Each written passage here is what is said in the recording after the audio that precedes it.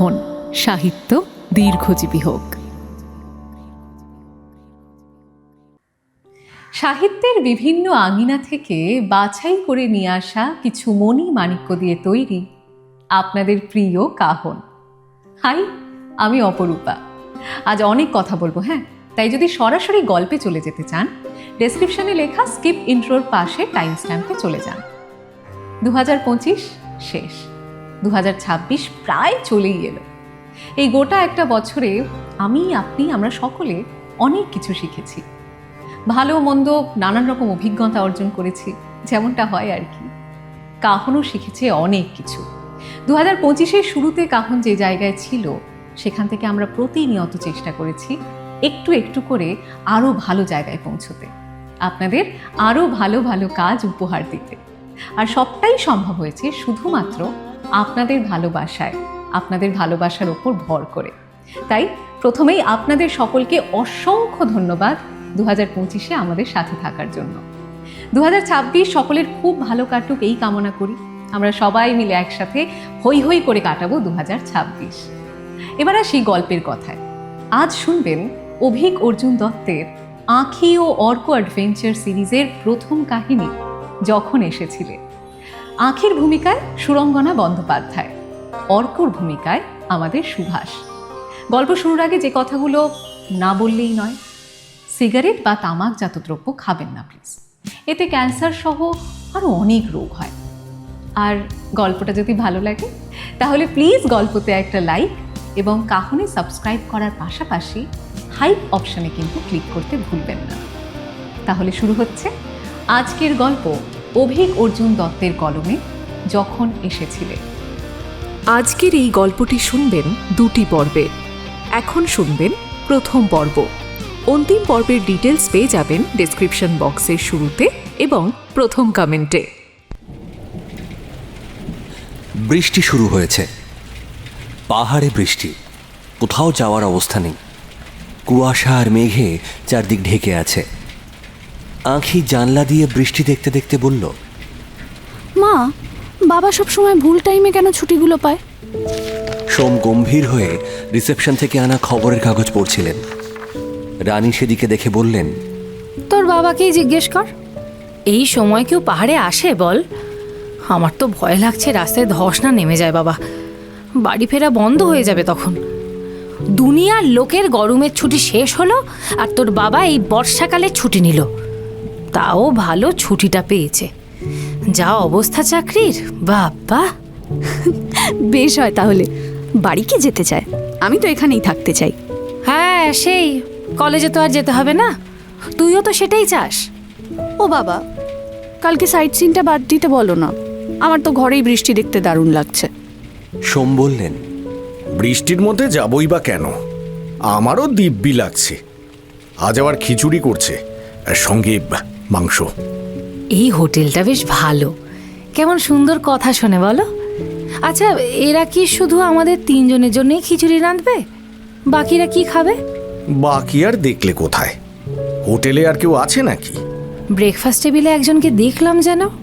ও হ্যাঁ, তাই তো। এও আমাদের মতোই পাগল, বর্ষায় পাহাড় দেখতে এসেছে। বাঙালি? ইস, আমি সকালে ঘুমলাম, দেখতে পেলাম না। এমনভাবে কথাটা বললি যেন বাঙালি মানে চিড়িয়াখানায় দেখতে যাবার কিছু। তুই লোক ভালোবাসিস বললেই পারতিস, গ্যাংটকে থাকতাম। ছাতা, আমি সেটা কোথায় বললাম? আরে মজা লাগে না এরকম নির্জন জায়গায় বাঙালি? সিজনে আসলে আর মজা লাগতো না, বিরক্ত লাগতো। চারদিকে গিজগিজ করছে লোক, আর সব বাঙালি, সব বাঙালি। মনে হতো ধর্মতলাটাকেই টেম্পারেচার কমিয়ে সিকিম বানিয়ে দিয়েছে। আমার বাপু লোকজনই ভালো লাগে, একে নির্জন, তাই এরকম বৃষ্টি। কি যে ছাইয়ের চাকরি করো, পুজোতেও ছুটি নেই, গরমের ছুটিতেও ছুটি নেই। আত্মীয় স্বজনে এমনভাবে তাকায় যেন পুলিশের চাকরি মানেই ঘুষের টাকা। আমার আর ভাল লাগে না। ভালো তো, তুমিও ঘ্যামসে থাকবে। পাওয়ারফুল লোকের বউরা যেমন ঘ্যামে থাকে সেরকম। আরে তোমার বন্ধু সুজাতার বর ব্যবসা করে যা ঘ্যাম নেয়, তুমি তো হলে গিয়ে পুলিশের বউ, তার সিকিভাগও নিতে পারো না তুমি। মা ঘ্যাম নেবে কি? মা সিরিয়াস হতে পারলে তো ঘ্যাম নেবে। মা শুধু সুযোগ খোঁজে হাসার, কিছু বললেই হাসি স্টার্ট। জানো বাবা সেদিন কি হয়েছে? আমরা সেদিন গড়িয়াহাট গেছি। এই, আমি কিন্তু বেরিয়ে যাব। প্লিজ মা, বলতে দাও না, বলতে দাও। এখানে তো আমরা তিনজনই আছি। আচ্ছা শোনো না বাবা, গড়িয়াহাটে একটা দোকানে ব্যাগ কিনছি। হ্যাঁ, দোকানদার শুরু করেছে 300-তে আর আমি 30-এ। যেই বলেছি মা হাসতে শুরু করেছে। ব্যাস, দোকানদার বুঝে গেছে। সে বলে এটা ফিক্সড রেট, কিছুতেই দাম কমানো যাবে না। আমি তো রেগে মেগে অস্থির, আর মা শুধুই হেসে যায়, বলে এত দরদাম তুই শিখলি কি করে? তোর মাকে নিয়ে আমার অভিজ্ঞতা আরও করুন। শোন, ত্রিদীপদার বউ মারা গেছে, বুঝলি? তোর মাকে নিয়ে দেখতে গেছি তার পরের দিন, ঠিক পরের দিন গেছি। ত্রিদীপদা হঠাৎ কেমন ভেবলে গিয়ে আমাকে বলে বসেছে, সোম, আমি বিধবা হয়ে গেলাম। আরে আমারও হাসি পাচ্ছিল, কিন্তু অনেক কষ্টে জিভ কামড়ে সেটাকে চেপেছিলাম। আর তোর মা ওখানেই হাসতে শুরু করে দিল। আমি এই মারি কি সেই মারি, কিন্তু তোর মাকে কিছুতেই থামানো যাচ্ছে না। ত্রিদীপদা কাঁদো কাঁদো হয়ে বলল, হ্যাঁ রে সোম, বৌদি বোধহয় ওকে খুব ভালোবাসতো। কেমন একটা সেন্টিমেন্টাল হয়ে কি করবে বুঝতে না পেরে হেসে ফেলছে দেখ। নেহা ত্রিদীপদা মানুষটা খুব ভালো। সব জায়গায় এরকম হাসি হাসলে না আমাদের মার খাবার মতো অবস্থা তৈরি হয়।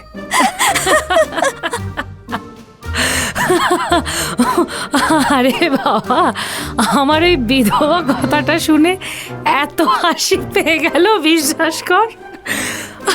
আমি তো কিছুতেই আর আটকে রাখতে পারলাম না হাসিটা। Calling bell বাজল। সোম কাগজটা ভাঁজ করতে করতে বললেন, ওই দেখ, লাঞ্চ এসে গেছে মনে হচ্ছে, খোল। আঁখি দরজা খুলল এবং খুলেই অবাক হয়ে গেল। একজন যুবক কাঁচুমাচু মুখ করে দাঁড়িয়ে আছে। আঁখি বলল, হ্যাঁ বলুন। নমস্কার, আমি অর্ক। আপনাদের কারোর কাছে জুতোর ফিতে আছে? ও, আপনি আসুন আসুন, ভেতরে আসুন।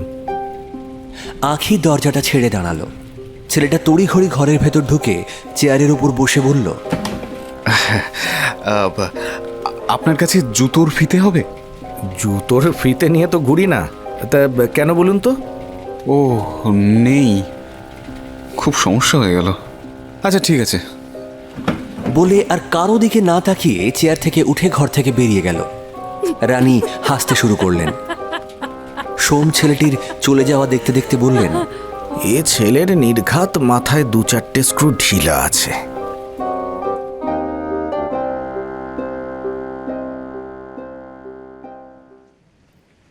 তা জুতোর ফিতে পেয়েছেন? অর্ককে দেখে সোম জিজ্ঞেস করলেন। তারা লাঞ্চ করতে নেমেছেন ডাইনিং রুমে।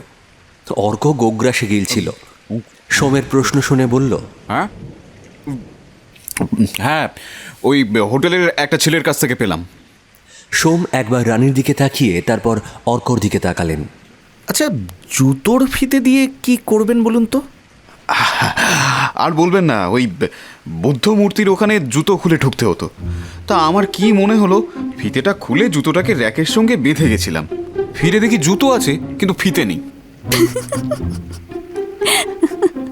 সত্যি ভাবুন, এখানকার লোকগুলো কি অদ্ভুত।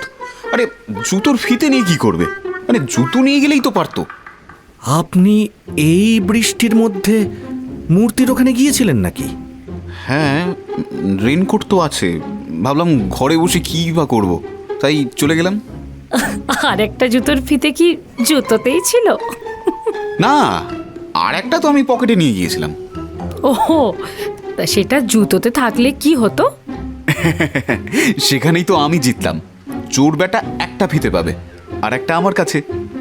বলে খুব জিতেছে এরকম মুখ করে আবার খাওয়া শুরু করলো। আঁখিদের খাবার দেওয়া হচ্ছিল। রানী বললেন, তা আপনি কি চাকরি করেন? হ্যাঁ, আমার কাজের খুব চাপ, তাই 7 দিন ছুটি নিয়ে ঘুরতে চলে এসেছি। ফোনটাও অফ, কিছুতেই পাবেন আমায়। শুধু রা বাংলাতেই থাকবেন? না, আমার তো ইচ্ছে ছিল কাঞ্চনজঙ্ঘাতে উঠবো, কিন্তু শুনলাম অনেক হ্যাপা আছে, তাই আর রিস্ক নিলাম না জানেন। আজ আর কাল তো রা বাংলাতেই থাকবো, তারপর দেখা যাক কি হয়। রানী আর আঁখি অনেক কষ্টে হাসি চেপে রাখছিল। সোম অবাক গলায় বললেন, একেবারে কাঞ্চনজঙ্ঘা? এটা একটু বেশি হয়ে গেছিল নাকি? হ্যাঁ, পরে আমারও তাই মনে হয়েছে। আসলে আমি ভেবেছিলাম যাকে দেখার জন্য সবাই পাহাড়ে এসে এত হ্যাংলামি করে, যদি সরাসরি তার কাছেই যাওয়া যায়। মানে বুঝতে পারছেন তো আমি কি বলতে চাইছি? হ্যাঁ হ্যাঁ, খুব হাই লেভেলের চিন্তা ভাবনা, হ্যাঁ বোঝাই যাচ্ছে। সেটা হতে পারে। আমি আসলে ছোটোখাটো কিছু ভাবতেই পারি না। এ দেখুন না, অফিসে ছুটি পাচ্ছিলাম না।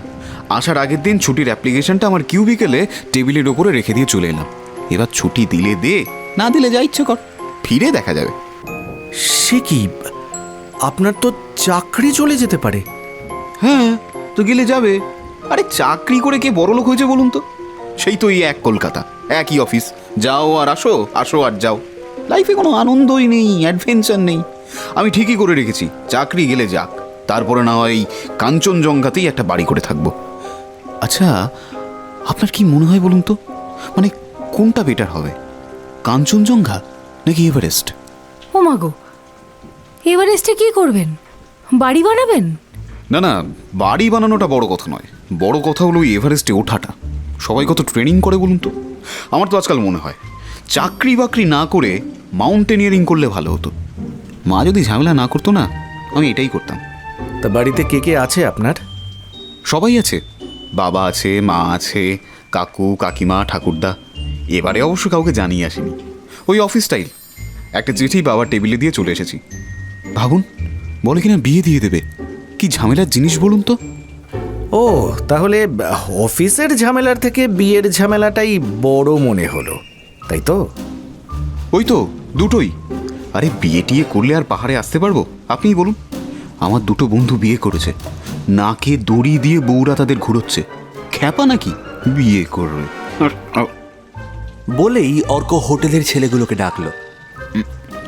ও ভাই, এই 2 পিস মাংস দিয়ে যাও। বুঝলেন, এরকম মাংস বানালে আর বাড়ি টাড়ি যাবো না, এখানেই থেকে যাবো। ছেলেটা মুখ কাচুমাচু করে বলল, স্যার মাংস শেষ হয়ে গেছে। রানী তার বাটিটা এগিয়ে দিলেন। এখান থেকে নিয়ে নিন, আমি বেশি মাংস খেতে পারি না। অর্ক নির্দ্বিধায় সেখান থেকে 2 পিস চামচ দিয়ে নিয়ে বলল, thank you thank you thank you, বাঁচালেন। এই খাওয়ার সময় না আমি এত হিসেব করে খেতে পারি না। আজ রাত থেকে এদেরকে বলে দিতে হবে আমার জন্য 2 প্লেট করে যাতে মাংস রান্না করে। এই পাহাড়ে এত হাঁটাচলা করতে হয়, শরীরে একটু একটু বেশি প্রোটিন দরকার, তাই না? আপনি হাঁটলেন কোথায়? গাড়িতে ঘুরছেন না? সে কি, ওই গাড়ি থেকে যে নেমে হাঁটতে হয় সেটা কি কম নাকি? আঁখি কি বলবে বুঝতে না পেরে খিচুড়িতে মন দিল। কালকের প্ল্যান কি?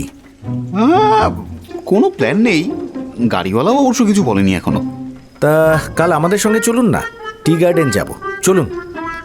আঁখি বাবার দিকে রাগি রাগি চোখে তাকালো। অর্ক বলল, টি গার্ডেন যাবেন? বাহ, চমৎকার। আচ্ছা, যাবো যাবো, আমার কোনো চাপ নেই। এই এই একা একা ঘোরাটা না সত্যি একটা বাজে আইডিয়া ছিল, এখন বুঝতে পারছি আসলে। কিন্তু কি করব বলুন, একটাও বন্ধুকে পেলাম না, সবাই ওই বউয়ের ভাড়া। শেষমেশ আমাকে একাই আসতে হলো। একা একাই বর্ষাকালে পাহাড়ে আসাটা একটু কেমন না? হ্যাঁ, কেমন তো বটেই, কিন্তু কি আর করব, গোটা গরমকালটা একটা প্রজেক্টে ফেঁসে থাকলাম, শেষে এখন এসে সময় হলো। বেশ বেশ, আচ্ছা তাহলে কালকে তৈরি থাকবেন, আমি আপনাকে ডেকে নেব, কেমন? ছেলেটার খাওয়া হয়ে গিয়েছিল। টেবিল থেকে উঠে বেসিনের দিকে যেতে যেতে বলল, একদম একদম, নো টেনশন। অর্ক বেরিয়ে যাওয়ার পর আঁখি বলল, কি বাবা, যাকে তাকে বলে দিচ্ছ যাওয়ার জন্য? আর এই পাগলাটাকে নিয়ে গেলে ভালোই হবে, সময় কেটে যাবে, ফুল টাইম পাস। আঁখি মুখ গোমড়া করে খেতে লাগলো।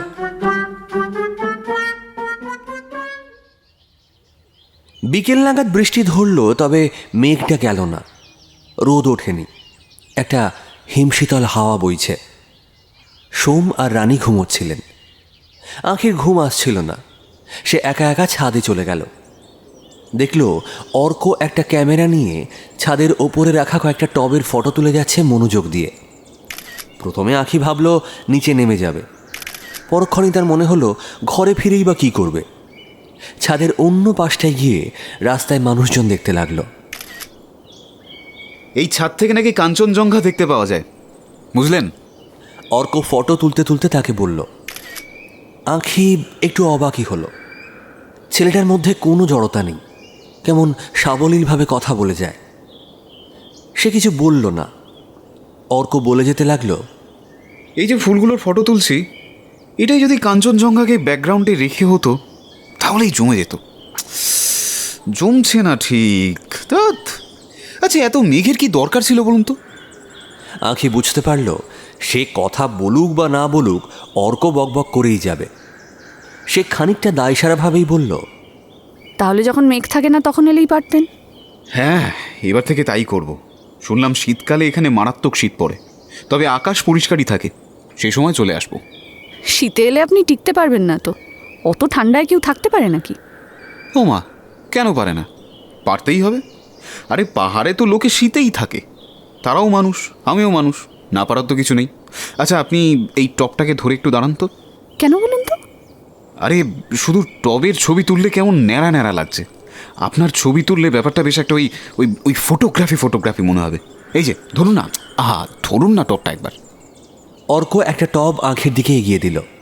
আপনার কি মনে হয় না আপনি একটু বেশি বেশি করছেন? আমি আমি কি বেশি করলাম? আপনার মনে হচ্ছে না আপনি একটু বেশি সরল সেজে থাকার অভিনয় করছেন? অর্ক থতমত খেয়ে টবটা রেখে আর একটাও কথা না বলে ছাদের অন্যদিকে চলে গেল। আঁখির মাথাটা গরম হয়ে গিয়েছিল। সে খানিকক্ষণ দাঁড়িয়ে রুমে ফিরে গেল। রানী উঠে বসেছিলেন। আঁখি ফিরতে ঘুম গলায় বললেন, কি রে, কোথায় গেছিলি? ছাদে গেছিলাম একটু। সে কি একা একা? কি একা একা? আমি কি কচি খুকি নাকি? তবু দুমদাম চলে যাবি না, অজানা অচেনা জায়গা। তুই মেয়ে, এটা ভুলে যাবি না। ছাদে একা ছিলি? না, ওই পাগলটা ছিল। রানীর মুড চেঞ্জ হয়ে গেল সঙ্গে সঙ্গে। তিনি আগ্রহের সঙ্গে জানতে চাইলেন, কি করছে? ফটো তুলছে, গাছ পাতা পাথর যা পাচ্ছে ফটো তুলে বেড়াচ্ছে। তোর ফটো তুলেছে? আশ্চর্য মা, আমার ফটো তুলতে যাবে কেন? আমি কি গাছ পাতা নাকি পাথর? তুই তো কাঞ্চনজঙ্ঘা, সবাই তোর জন্যই অপেক্ষা করে থাকে কি না? আচ্ছা, তোর সেই ছেলেটার খবর কি রে? কি যেন বেশ নাম, কি যেন কে? প্রীতম? হ্যাঁ হ্যাঁ হ্যাঁ, প্রীতম প্রীতম। আজকাল কি খবর ছেলেটার? মা, প্রীতম আমার বন্ধু, কতবার বলবো বলো তো? তুই না এখনো সেই মান্ধাত্তার আমলেই পড়ে আছো। বন্ধু তাই না? ওকে দেখে কিন্তু মনে হয় না ও তোকে বন্ধু হিসেবে ভাবে। তুমি একটু বেশি বেশি ভাবো মা। হবে হয়তো। যাকে, তোর বাবাকে ঘুম থেকে তোলতো। এখন বৃষ্টিটা যখন বন্ধই হয়েছে, তাহলে এখানকার বাজার থেকে একটু ঘুরে আসি অন্তত। সারাক্ষণ ঘরে বসে থাকতে আর ইচ্ছে করছে না। ও বাবা, বাবা, আরে উঠে পড়ো শিগগিরি, আমরা বাজারটা ঘুরে আসি, এখন বৃষ্টি বন্ধ আছে। সোম অনিচ্ছা সত্ত্বেও উঠলেন। তোরা যদি একটু শান্তিতে ঘুমোতে দিস। তিনজন বেরোলেন একটু পরে। হোটেল থেকে বেরিয়ে আঁখি একবার পেছন ফিরে দেখল অর্ক তখনও ছাদে ফটো তুলে যাচ্ছে। তাকে দেখে অন্যদিকে ঘুরে গেল। আঁখির হাসি পেয়ে গেল। রাতে খেতে গিয়ে তারা শুনল অর্ক নাকি ঘরেই খেয়ে নিচ্ছে। আঁখি বুঝতে পারল বিকেলের ঘটনার জন্য ছেলেটা লজ্জা পেয়েছে হয়তো। আরে কেমন একটা লাগছে না? হ্যাঁ, ছেলেটার পাগলামি দেখতে ভালোই লাগছিল। যাকে, কাল সকালে তো আমাদের সঙ্গেই যাবে, চিন্তা করে লাভ নেই। তাই হবে। আঁখি গম্ভীর মুখে খেয়ে নিল। পরের দিন সকালে ড্রাইভার এসে সকাল 7:30টায় নক করল। তারা সবে তখন ঘুম থেকে উঠেছিল। সোম বললেন, যাই, আমি অর্ককে একবার নক করি, ব্যাটা নিশ্চয়ই ঘুমোচ্ছে এতক্ষণ। হ্যাঁ যাও তো, ঘুমোলে তো বিপদ। সোম বেরিয়ে কিছুক্ষণ পরে ঘুরে এসে বললেন, ছেলেটা না সত্যি পাগল। আঁখি অবাক চোখে বাবার দিকে তাকালো।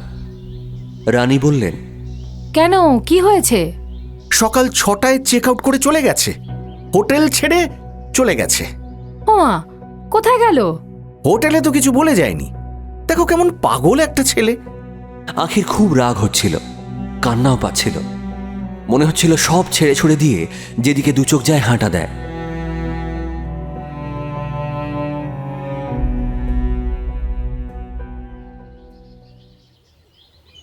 আখির ইচ্ছে করছিল না যেতে।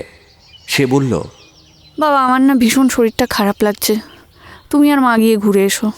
কেন? অর্ক চলে গেল বলে মন খারাপ হয়ে গেল বুঝি? দেখো বাবা, মা সব সময় কেমন বাজে আর কি করে। সে কি কথা, তুমি না মা, হ্যাঁ? ভুলে গেলে চলবে? আচ্ছা, আজ মামুনির যখন শরীর খারাপ লাগছে, তখন না হয় আমরা সাইট সিনটা ক্যান্সেলই করে দিই, কি বলো? না না, আরে তা কেন? আমার জন্য কেন তোমরা নিজেদের ঘোরাটা ক্যান্সেল করবে বলো তো? তা তুই না গেলে আমরা আর কি করব বল? তাহলে বরং কালকের মতো আজকেও শুয়েই কাটিয়ে দিই। আজ একটু ওয়েদারটা ভালো ছিল, গেলে মন্দ হতো না। এই যা। আচ্ছা আচ্ছা যাচ্ছি। সোমের মুখে হাসি ফুটল। বললেন, এই তো, নে তাড়াতাড়ি কর, অনেকক্ষণ লাগবে যেতে, রেডি হয়ে নে। আধ ঘন্টা পরে তারা বেরোলো। আঁখি একটু গম্ভীর। সোম সেটা বুঝে রানীকে বললেন, ছেলেটা একবারে বাজে, বুঝলে? কোনো আদব কায়দা জানে না। এইভাবে শেষ মুহূর্তে পালাবার কোনো মানে আছে? হ্যাঁ। রানী আর চোখে আঁখির গম্ভীর মুখের দিকে তাকিয়ে বললেন, যা বলেছ, পাগল মানে বদ্ধ পাগল একেবারে। দেখো গে, সত্যি সত্যি হয়তো কাঞ্চনজঙ্ঘার দিকে এগিয়ে চলে গেছে। আঁখি বাবা মার কথা না শুনবার ভান করে মোবাইলটা বের করল। বন্ধুদের হোয়াটসঅ্যাপ গ্রুপে একবার ঢু মেরে নিল। প্রীতম বেশ কয়েকটা মজার মিম পাঠিয়েছে, সেগুলো দেখতে থাকলো। কিন্তু কিছুতেই সে হাসতে পারছিল না। বলা যায় না, কালকে রাতেও তো খেতে এলো না। কি হলো বলো তো হঠাৎ করে? আচ্ছা, কাল তো মামুনি ছাদে গেছিল, ওখানে আবার ওকে বকাঝকা করে ফেলিসনি তো? তোর যা মেজাজ। আঁখি মোবাইল থেকে চোখ না সরিয়েই বলল, অজানা অচেনা ফালতু লোকের সঙ্গে আমি কথা বলি না মা, তোমরাই তো শিখিয়েছো, ভুলে গেলে? কি জানি, ছেলেটাকে আমার বেশ মজার লেগেছিল। আচ্ছা, জায়গাটা কি সুন্দর না? মাঝে মাঝে পাহাড়ের ভাঁজে মেঘ এসে বৃষ্টি পড়ছে, দেখো। জায়গাটা সত্যি দুর্দান্ত, সন্দেহ নেই। তা গাড়িটা দাঁড় করিয়ে কয়েকটা ফটো তুলতে পারতে তো। একদম না, যেখানে যাচ্ছি সেখানে চলো তো, দেরি করবে না একদম। রানী ভয় পেয়ে চুপ করে গেলেন। সোমের দিকে তাকিয়ে কিছু একটা ইশারা করলেন। আচ্ছা আচ্ছা, বেশ, আর কোনো দেরি না। আচ্ছা, আজ দুপুরে আমরা কি খাবো মা? যা ইচ্ছা, ওই স্কোয়াশের তরকারি আর ভাত খেলেও আমার কোনো আপত্তি নেই। রানী হাসতে শুরু করলেন। আঁখি রেগে মেঘে বসে রইল। তারা যখন চা বাগানে পৌঁছল, তখন বৃষ্টি শুরু হয়েছে। সোম হতাশ গলায় বললেন, গোটা রাস্তা এত ভালো ছিল, এখানেই শুরু হয়ে গেল। দেখো, আমাদের কপালে আর সুখ সইবে না। ভালো লাগে না। আরে ওখানে অর্ক না? তাদের চোখ চলে গেল বাইরে।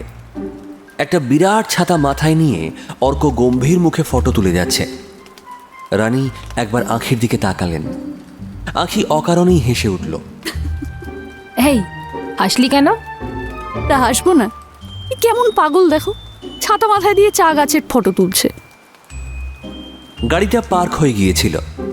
সোম ছাতা মাথায় দিয়ে নেমে অর্ককে ডাকলেন, এই ছেলে, আরে এই ছেলে, এই এদিকে এসো, এদিকে এসো। অর্ক তাদের দেখতে পেল, এদিক ওদিক তাকিয়ে এগিয়ে এলো। আরে আপনারা এসে গেছেন? আরে তুমি তো আচ্ছা পাগল ছেলে, হ্যাঁ? আমাদের তো এখানেই আসার কথা ছিল। আরে তুমি আগে থেকে আসতে গেলে কেন? একসাথে আসতে পারতে। হে বাবা, ভেরি সরি। আসলে কি বলুন তো, আমাকে কাল একজন বাজারে বলল ভোরবেলা নাকি এখানে একটা ভিউ পয়েন্ট আছে, আর সেখান থেকে নাকি কাঞ্চনজঙ্ঘা দারুণ দেখা যাবে। আমিও সব ভুলে টুলে একেবারে গাড়ি নিয়ে বেরিয়ে পড়লাম। তাহলে চেক আউট করলে কেন? হোটেলে আর ফিরবে না নাকি? ও সরি, আমি তুমি করে বলে যাচ্ছি শুধু। দেখো তো। আহা, না, সে তো বলবেনই, আপনি তো আমার দাদুর বয়সেই। একেবারে দাদু বানিয়ে দিলে হে। তুমি তো মহা তেঁদোর ছেলে। সরি সরি সরি সরি, আসলে সম্মান দিতে গিয়ে একটু বেশি দিয়ে ফেলেছি। দাদু না হন, আপনি আমার কাকার বয়সী। দাদু থেকে কাকা বানিয়ে দিলে, আর একটু দরদাম করলে তো নাতি বানিয়ে দিতে। আঁখিও গাড়ি থেকে নেমেছিল। অর্ক সেদিকে দেখে তটস্থ হয়ে বলল, আচ্ছা আপনারা ঘুরুন, আমি যাই, আমি নামচি বাজার যাব। একদম না, একদম না, তুমি এখানেই থাকবে, পালাবে না, একদম এখানেই থাকবে, ওকে? হ্যাঁ, পালাবো না, কিন্তু হোটেলে তো চেক আউট করে এলাম। আবার চেক ইন করবে কেন? কোথায় যাবার প্ল্যান করেছিলে? আসলে চেক আউটের প্ল্যানটাও ছিল না, কি মনে হলো গাড়ি যখন এলো আমি তখন চেক আউট করে ফেললাম। কোথায় যাব তারও কোনো ঠিক নেই, তবে নামচিতে শুনেছি একটা ভালো জায়গা আছে, ওখানে থাকতে পারি আজ। এরকম উদ্দেশ্যহীনের মতো ঘুরে কি হবে বলো তো? আচ্ছা, তুমি ঘুরতে চাইছো যখন, ঠিক আছে, তখন না হয় নিজের মতোই ঘোরো। বৃষ্টি থেমে গেছিল। রানী বললেন, এই শোনো, চলো তো একটু কফি খেয়ে আসি, শীত লাগছে বেশ। তথাস্তু, চলো। এ মামুনি, যাবি না? না, আমি বরং এখানেই থাকি, বৃষ্টিটা থামলো যখন তখন তো আর প্রবলেম নেই। এই অর্ক, তুমি যাবে? হ্যাঁ, না। রানী সোমের দিকে তাকিয়ে হাসতে হাসতে বললেন, চলো।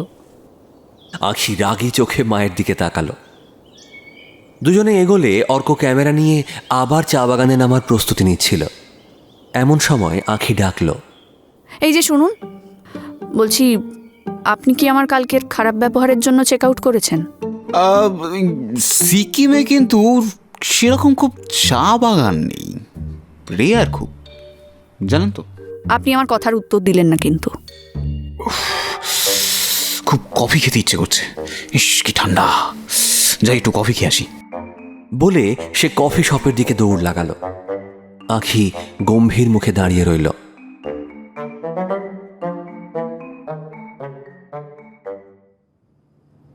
তারা হোটেলে ফিরে এলো বিকেল 5টা নাগাদ, সঙ্গে অর্ক। সামনের সিটে বসে সারাক্ষণ বকবক করে গেল। আঁখি গম্ভীর হয়ে বসেছিল। রানী অনেকবার আঁখিকে খুঁচিয়েছেন, কিন্তু আঁখি একটা কথাও বলেনি। সোম খানিকটা বুঝেছেন, তবে গোটা সময়টাই তিনি অর্কর সঙ্গে কথা বলে গেছেন। অর্ক বলছিল ওর নাকি একবার মানস সরোবর যাওয়ার ইচ্ছে। শুনে রানী 2-3 বার কাশি আটকাতে গিয়ে বেজায় হেসেছেন। আঁখি তাতে রেগে গিয়ে রানীকে চিমটি কেটে দিয়েছে। হোটেলে ফিরে অর্ক আবার চেক ইন করলো লজ্জা লজ্জা মুখে। রানী এবং আঁখি ঘরে ঢোকার পর হোটেলের একজন বয় এসে বলল, সাহেব, আপনাকে ওই স্যার একটু ডাকছেন। ওহ, দেখেছো, নিশ্চয়ই আবার কিছু পাকিয়েছে। যাই দেখে আসি একবার। দেখো যা পাগল। সোম হাসি মুখেই রওনা দিলেন। অর্কর ঘরের দরজা খোলাই ছিল। সোম ঢুকে দেখলেন অর্ক সুটকেসটা খুলতে পারছে না কিছুতেই। কি হলো? ইয়ে, ওই কম্বিনেশনটা হারিয়ে ফেলেছি, মানে ভুলে গেছি, কি করি বলুন তো। উফ, সত্যি কোথাও লিখে রাখোনি? না, পুরো ভুলে মেরে দিয়েছি। সোম সুটকেসটার কম্বিনেশনটা ঘাঁটতে লাগলেন এবং প্রথম চেষ্টাতেই খুলে বললেন, দেখো কাণ্ড, এই তো কোনো লকই ছিল না, 3টে 0। দেখেছেন মিস্টার লাহিড়ী, কি কাণ্ড বলুন তো, পুরো মিলে যাচ্ছে। মানে ওই রত্নাকর আগারওয়ালের সুটকেসেও সেই 000 কম্বিনেশনটা ছিল। পুরো প্রতিবর্ত ক্রিয়ায় আপনি লকটা খুললেন, তাই না? সোম হাসছিলেন। অর্কর কথা শুনে তার মুখটা ফ্যাকাশে হয়ে গেল। বললেন, আপনি আপনি কে বলুন তো? আরে বসুন বসুন, ঘরে সোফা আছে, খারাপ হোটেলে তো আপনি উঠবেন না। এতগুলো টাকা যখন পেয়েছেন। সোম বুঝতে পারলেন এই শীতেও তিনি ঘামতে শুরু করেছেন। আপনি কে? কে আপনি? বেশি দিন হলো জয়েন করিনি, বুঝলেন, তবে সেন্ট্রাল ব্যুরো জায়গাটা বেশ ভালো, মানে আমাদের মতো পাগলদের জন্য বেশ সুন্দর জায়গা। আপনি কি চাইছেন? আমি পুরো কেস হিস্ট্রিটা আপনার কাছ থেকে শুনতে চাইছি। আগামী কয়েকদিন আমি আপনার সাথেই থাকবো, মানে এই যেরকম পাগল সেজে রয়েছি আর কি। খুব একটা খারাপ অভিনয় করছি না, কি বলেন? আরে আপনি বসছেন না কেন? বসুন। সোম একটা সোফায় কোনো মতে বসে পড়লেন। দেখুন অর্কবাবু, আমার নাম সায়ন মিত্র। অর্কটা আমার ছদ্মনাম। আচ্ছা, আপনি অর্ক বলতে চাইলে বলে যেতে পারেন, নট ব্যাড। জানেন, আমার এই নামটা না আমার মা দিয়েছিল। আমার বাবার আবার সায়নই পছন্দ ছিল। ও হ্যাঁ, কি বলছিলেন বলুন। দেখুন সায়নবাবু, এই গোটা ইনভেস্টিগেশনে আমি শুরু থেকে ছিলাম না। চার্জটা আমি পরে টেক ওভার করি। আমি প্রথমে বুঝতেই পারিনি অত বড় পলিটিক্যাল ইনফ্লুয়েন্স ছিল পার্টির। আমার কিছু করার ছিল না। কি করব বলুন তো? আমি অত প্রেশারে থাকলে। সায়ন পকেট থেকে একটা রিভলভার বের করে টেবিলে রাখল, বলল, পলিটিক্যাল ইনফ্লুয়েন্স সব জায়গারই বড় সমস্যা লাইরি বাবু। তা বলে আপনার মতো অনেস্ট অফিসারদের যখন পা পিছলে যায় তখনই সমস্যাটা সবচেয়ে বেশি শুরু হয়। আপনি তো পুলিশ কোয়ার্টার্সে থাকেন, খামোকা বড় স্বপ্ন দেখতে গেলেন কেন? আপনি কি এখানে একা এসেছেন? আমার ফ্যামিলি এখানে, বুঝতে পারছেন তো? মানে আমি একাই এসেছি। আমি জানতাম আপনি ফ্যামিলি নিয়ে বেড়াতে এসেছেন, এবং এই সময়টায় আপনি এমন কিছু বোকামি করবেন না যাতে আপনাকে শায়েস্তা করার কথা আমাকে ভাবতে হয়। তো বলুন মিস্টার লাইরি, এই স্ক্যামে কে কে জড়িত? সায়ন কথাটা বলেই রিভলভারটা পকেটে ঢুকিয়ে নিল কারোর পায়ের শব্দ পেয়ে। রানী চলে এসেছিলেন, বললেন, আরে কি ব্যাপারটা কি? তুমি তো সেই কখন গেছো? আরে আর বলবেন না, এই স্যারের থেকে ওনার অফিসের গল্প শুনছিলাম আর কি। আমাদের মতো পিসেদের তো আর পুলিশ দেখার খুব একটা সৌভাগ্য হয় না। কি বলুন স্যার? হ্যাঁ, একেবারে তাই। ছেলেটা একদম পাগলা, বুঝলে তো, পুরো মাথা খারাপ। চলো বাজারে ঘুরে আসি। কি অর্কবাবু, যাবে? হ্যাঁ হ্যাঁ, নিশ্চয়ই। আমাকে আর এক জোড়া জুতোর ফিতে কিনতে হবে, আজকেও হারিয়েছি।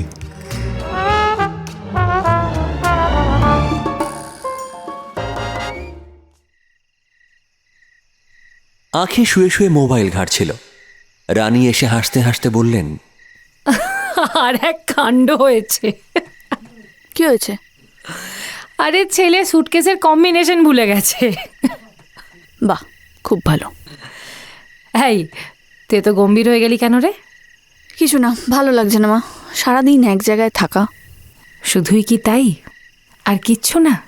আর কি মানে, কি বলতে চাইছো একটু খুলে বলবে? আমি কি জানি, তুই যা বুঝবি। সোম এলেন।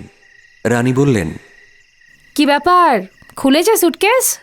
হ্যাঁ, অনেক কষ্টে খুলেছে। যা পাগল। সত্যি বাবা, আবার বলছে আরও জুতোর ফিতে কিনবে। বোঝো, পাগল কত রকমের হয়। তা হ্যাঁ গো, আজ রাতের মেনুটা কি ঠিক করলে? তোমাদের জন্য চিকেন কষার ভাত বলে দিয়েছি। ও মা, আমাদের জন্য মানে? তুমি কি খাবে? না, আজ একদম খিদে নেই, বুঝলে, গ্যাস হয়ে গেছে আর কি। কিছু না খেয়ে কাটাবো, আজ আর কিছু খাবো না। ধ্যাৎ, কি যে বলো, কিছুই তো খেলে না, একবারে রাতের খাবারটাই অফ করে দিলে। আরে দুপুরে আলু পরোটা খেলাম না, একেবারে পেটটা ভরে আছে, আর খাবো না রাতে। সে তো আমিও খেয়েছি, কখন হজম হয়ে গেছে আমার। পাহাড়ে তো আবার আমার বারবার খিদে পায়। তুমি একটু কার্বোভেজ খেয়ে নাও তো, গ্যাসটা নেমে যাবে। ঠিক আছে, মুড়ি খেয়ে নিচ্ছি। ওসব চিন্তা করো না তো, মাঝে মাঝে fasting is good for health. বাবা, কাল কিন্তু ভোরে উঠবে, ছাদ থেকে আমরা সানরাইজ দেখব। রক্ষে কর মা, তুই গিয়ে দেখে আসিস।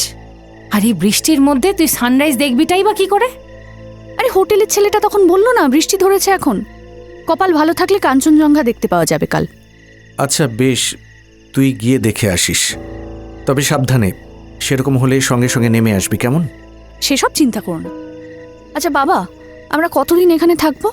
কেন বলতো? বোর লাগছে না? ও আসলে জানতে চাইছে অর্ক আমাদের সঙ্গে কদিন থাকবে। উফ মা, তুমি কি শুরু করলে বলো তো? আমি তো অর্ককে বলে এলাম যতদিন আমরা থাকব আমাদের সঙ্গেই থাকতে। একা ছেলে কি না কি পাগলামি করে বেড়াবে পাহাড়ে। কেন বাবা, ও নিজের মতো ঘুরুক না, ওকে কেন জড়াতে যাচ্ছ? কেন মামুনি, ওকে কিছু বলেছে তোকে? না, কিছু বলেনি, তবে বেশি পাগল টাগল নিয়ে ঘোরা ভালো না, এই আর কি। এই তুই থাম তো। তাছাড়া ছেলেটা যা দেখলাম, আবার দেখবি কোন দিন আমাদের কিছু না বলে পালাবে। অত চিন্তা করিস না। আঁখি গুম হয়ে থাকল।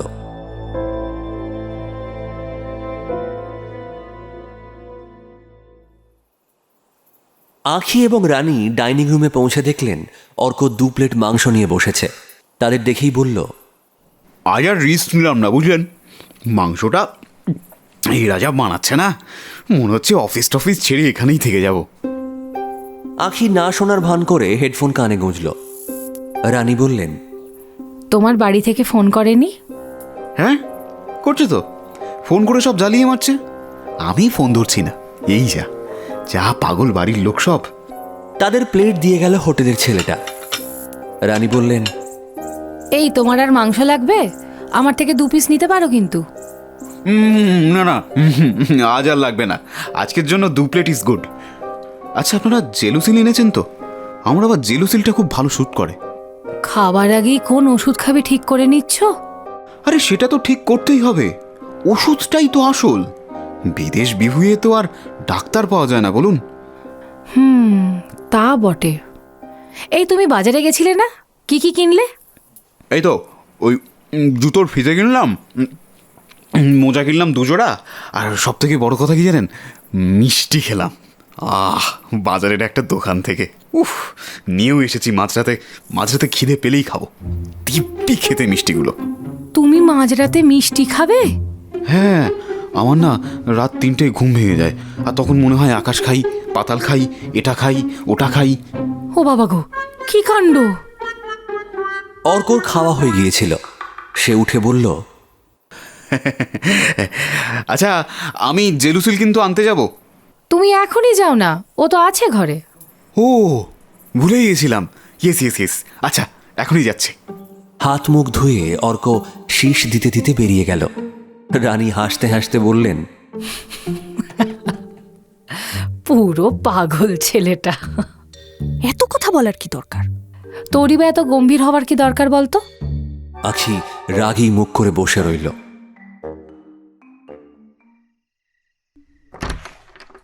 জেলুসিল আছে লাইরি বাবু?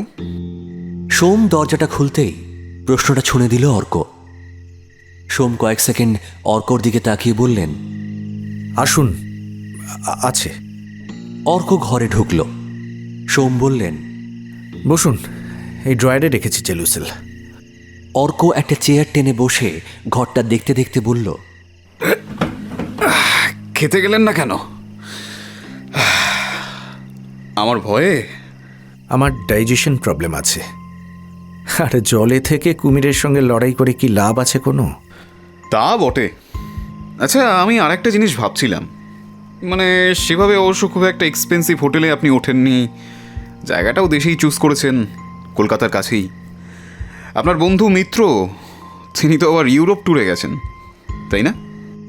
সোম জেলুসিলের স্ট্রিপটা অর্কর হাতে দিয়ে বললেন, গেছে। অর্ক একটা জেলুসিল মুখের ভেতর চালান করে দিয়ে বলল,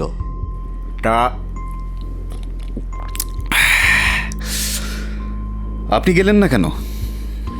বহুদিন পর ছুটি পেলাম তো, তাই ইউরোপ না, আমার ঘরের কাছেই কোথাও একটা মেয়ে বউয়ের সঙ্গে কাটানোর ইচ্ছে ছিল। কলকাতায় থাকলে তো ওদের সময় দেওয়া হয় না, তাই। দ্যাটস গুড, সময় দেন না, দিতে চান, এসব ভালো।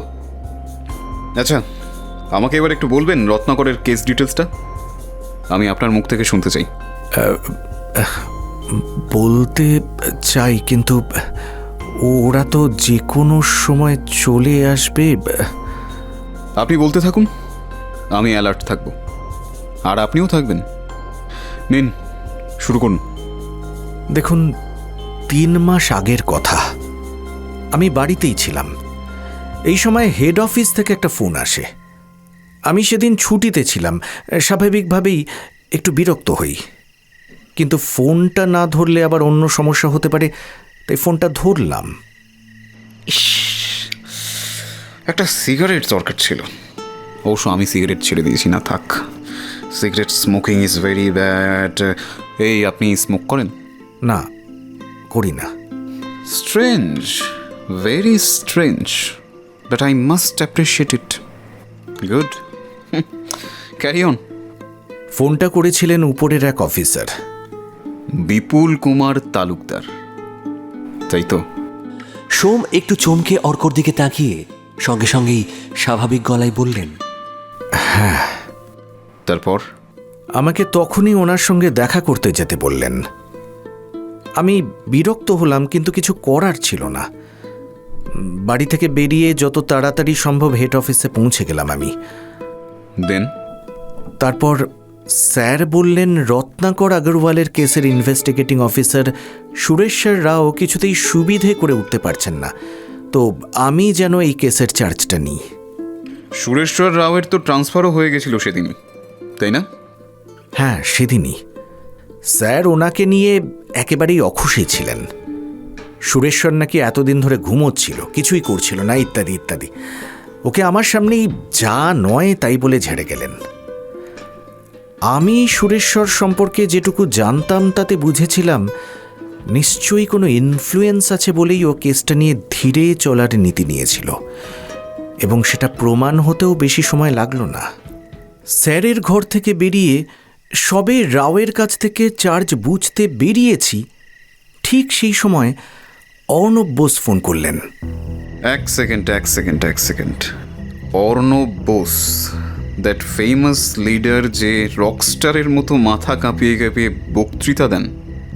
হ্যাঁ, দ্যাট ফেমাস লিডার। তো তিনি কি বললেন আপনাকে? ফোন ধরেই বললেন তিনি আমার কর্মক্ষমতার খুব সুখ্যাতি শুনেছেন, তিনি জানেন যে রত্নাকর আগরওয়াল মার্ডার কেসটা আমার থেকে ভালো কেউ হ্যান্ডেল করতে পারবে না, etcetera etcetera. That fucking scoundrel. Oh sorry, you please carry on. Som দরজার দিকে তাকিয়ে বললেন, ওরা ওরা আসছে বোধহয়, পায়ের শব্দ পাচ্ছি, একটু দেখুন না। অর্ক গলাটা একটু জোরে করেই বলতে শুরু করলো, তারপর বুঝলেন তো, আমার না মানস সরোবরে যাওয়ার খুব ইচ্ছে। কৈলাসে গেলেও নাকি খুব পুণ্য হয় শুনেছি। ওই ছোটবেলা থেকেই আমার ইচ্ছে আমি মানস সরোবরে স্নান করব। ওই মাইনাস টেম্পারেচারে আহা, খালি গায়ে স্নান, ভাবতে গেলেই গায়ে কেমন কাঁটা দিচ্ছে না? হ্যাঁ, ঠান্ডায়। দরজা ঠেলে রানী ঢুকলেন, পেছন পেছন আঁখি। অর্ক রানীর দিকে তাকালো। এই তো ম্যাডাম। আচ্ছা, আপনারা শীতে স্নান করেন? আমি কিন্তু শীত হোক গরম হোক ঠান্ডা জলে স্নান করি। এই শীতে? হ্যাঁ, এই শীতে। এই তো আজকে আমি ওই ভোরে উঠে ঠান্ডা জলে স্নান করে নিয়েছিলাম, তারপর প্রাণায়াম করলাম। আপনারাও ট্রাই করতে পারেন, দেখবেন। রক্ষে করো বাপু, মাঝরাতে এসব ব্যায়ামের ক্লাস আমি করতে চাই না। ম্যাডাম তো পুরো একেবারে। আচ্ছা ঠিক আছে, আমি তাহলে আসি। দেখা যাক এই 2 প্লেট মাংস একটা জেলুসিলে হজম হয় নাকি। আরেকটা জেলুসিল নিয়ে যাও তাহলে। না, আমি বরং যাই, কাল দেখা হচ্ছে। Good night. হন হন করে বেরিয়ে চলে গেল অর্ক। বাবা, তুমি এতক্ষণ এই পাগলটার সঙ্গে কথা বলছিলে, তোমার কি মাথা খারাপ? আর বলিস না, সে কত গল্প। আরে ওর নাকি মানস সরোবর যাবার ইচ্ছে, আরও কি কি সব বলে গেল গড়গড় করে, ও অত মাথায়ও ঢোকায়নি। উফ, ডিসকাস্টিং।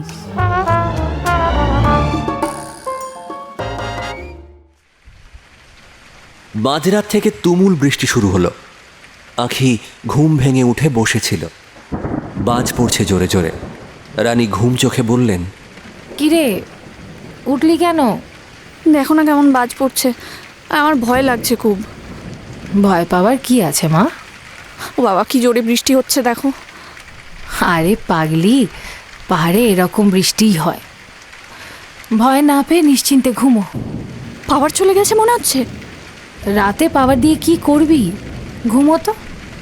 কিরে, কি হলো আবার? উফ, আমার না খুব ভয় লাগছে। আমার মনে হচ্ছে ভূমিকম্প হবে। কিচ্ছু হবে না, ঘুমো তো মা। বৃষ্টি এভাবেই হয় পাহাড়ে, ঘুমো। রানী জোর করে আঁখিকে শুইয়ে দিলেন। আঁখি গুটিসুটি মেরে মাকে জড়িয়ে শুয়ে থাকল। রানী বললেন, পাগলি।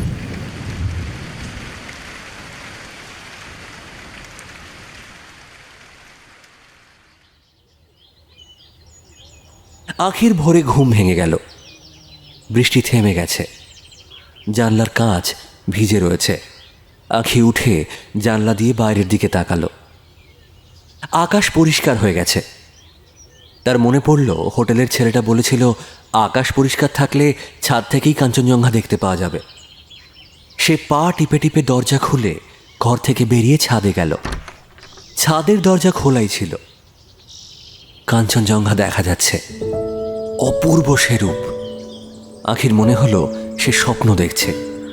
সে মুগ্ধ হয়ে কাঞ্চনজঙ্ঘার দিকে তাকিয়ে রইল। এখান থেকে কত কিলোমিটার হতে পারে? অর্কর কথায় আঁখির ঘোর কাটল। বলল, মানে? অর্ক ক্যামেরাতে কাঞ্চনজঙ্ঘার ছবি তুলতে তুলতে বলল, মানে কাঞ্চনজঙ্ঘা এখান থেকে কত কিলোমিটার হতে পারে? আমি আপনার একটা প্রশ্নের উত্তর দেব না। উমা, কেন? আমি কি করলাম? আপনি সেদিন আমার জন্য হোটেল থেকে চেক আউট করেছিলেন, তাই না? না না, ব্যাপারটা আসলে তা নয়, আপনি ভুল বুঝছেন। কি ভুল বুঝেছি?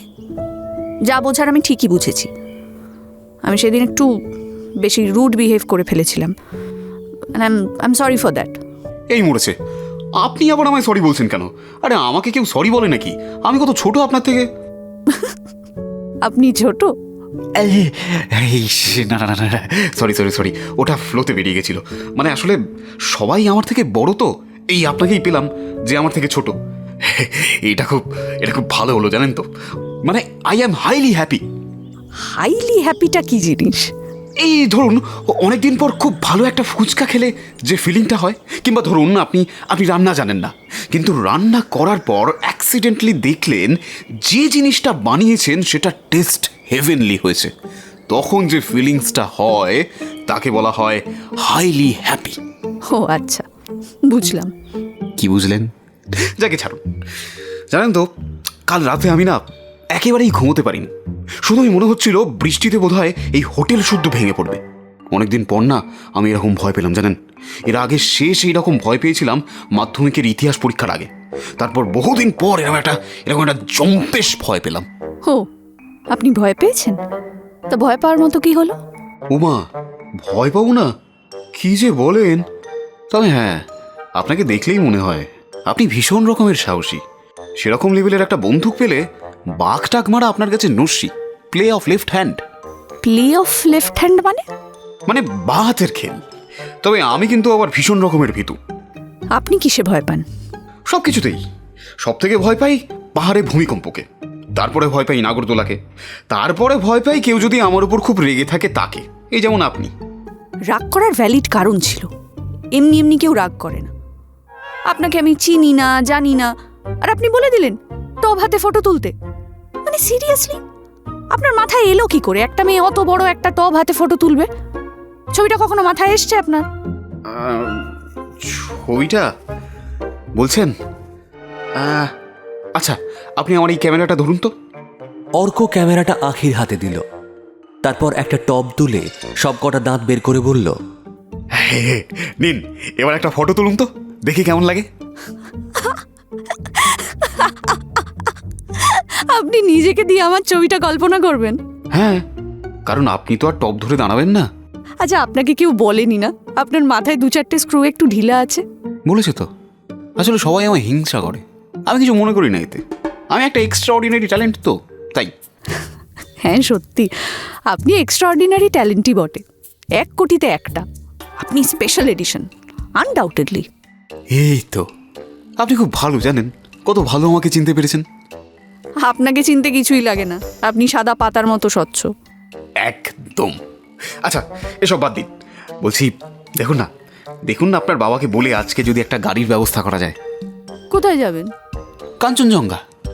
কতই বা দূর হবে, এখান থেকে যখন দেখা যাচ্ছে তখন খুব বেশি হলে ওই 10-12 কিলোমিটার, কি বলেন? উফ, কার পাল্লায় পড়লাম আমি। আঁখি যখন ঘরে ঢুকল তখন রানী ঘুমোচ্ছিলেন। সোম উঠে বসেছিলেন। আঁখি বলল, ইস, কি মিস করে গেলে তোমরা, কাঞ্চনজঙ্ঘা দেখা গেছিল, এখন আবার ঢেকে গেল। চিন্তা করিস না মা, আবার দেখা যাবে। আরে পালিয়ে যাবে কোথায়? কে জানে, যা বৃষ্টি হচ্ছে কদিন ধরে। আচ্ছা বাবা, মা এখনো ঘুমোচ্ছে কেন বলো তো? 7টা বাজতে চললো, আর বাড়িতে থাকলে এতক্ষণ যে কি করে বেড়াতো। থাক থাক থাক, ডাকিস না, ঘুমোতে দে। যা ঝড় যায় কলকাতায় থাকলে, কদিন বিশ্রাম করে নিক। তুই কি ছাদে একা ছিলি নাকি? না না, ওই পাগলটাও ছিল। তাই ভাবি, কাঞ্চনজঙ্ঘা দেখা গেল, অথচ তুই তো আমাদের ডাকতে এলি না। ধ্যাৎ, কি যে বলো না, আমি তো পাগলটার পাগলামি দেখছিলাম। হ্যাঁ, তাই নাকি? বেশ, তা কি কি পাগলামি দেখলি?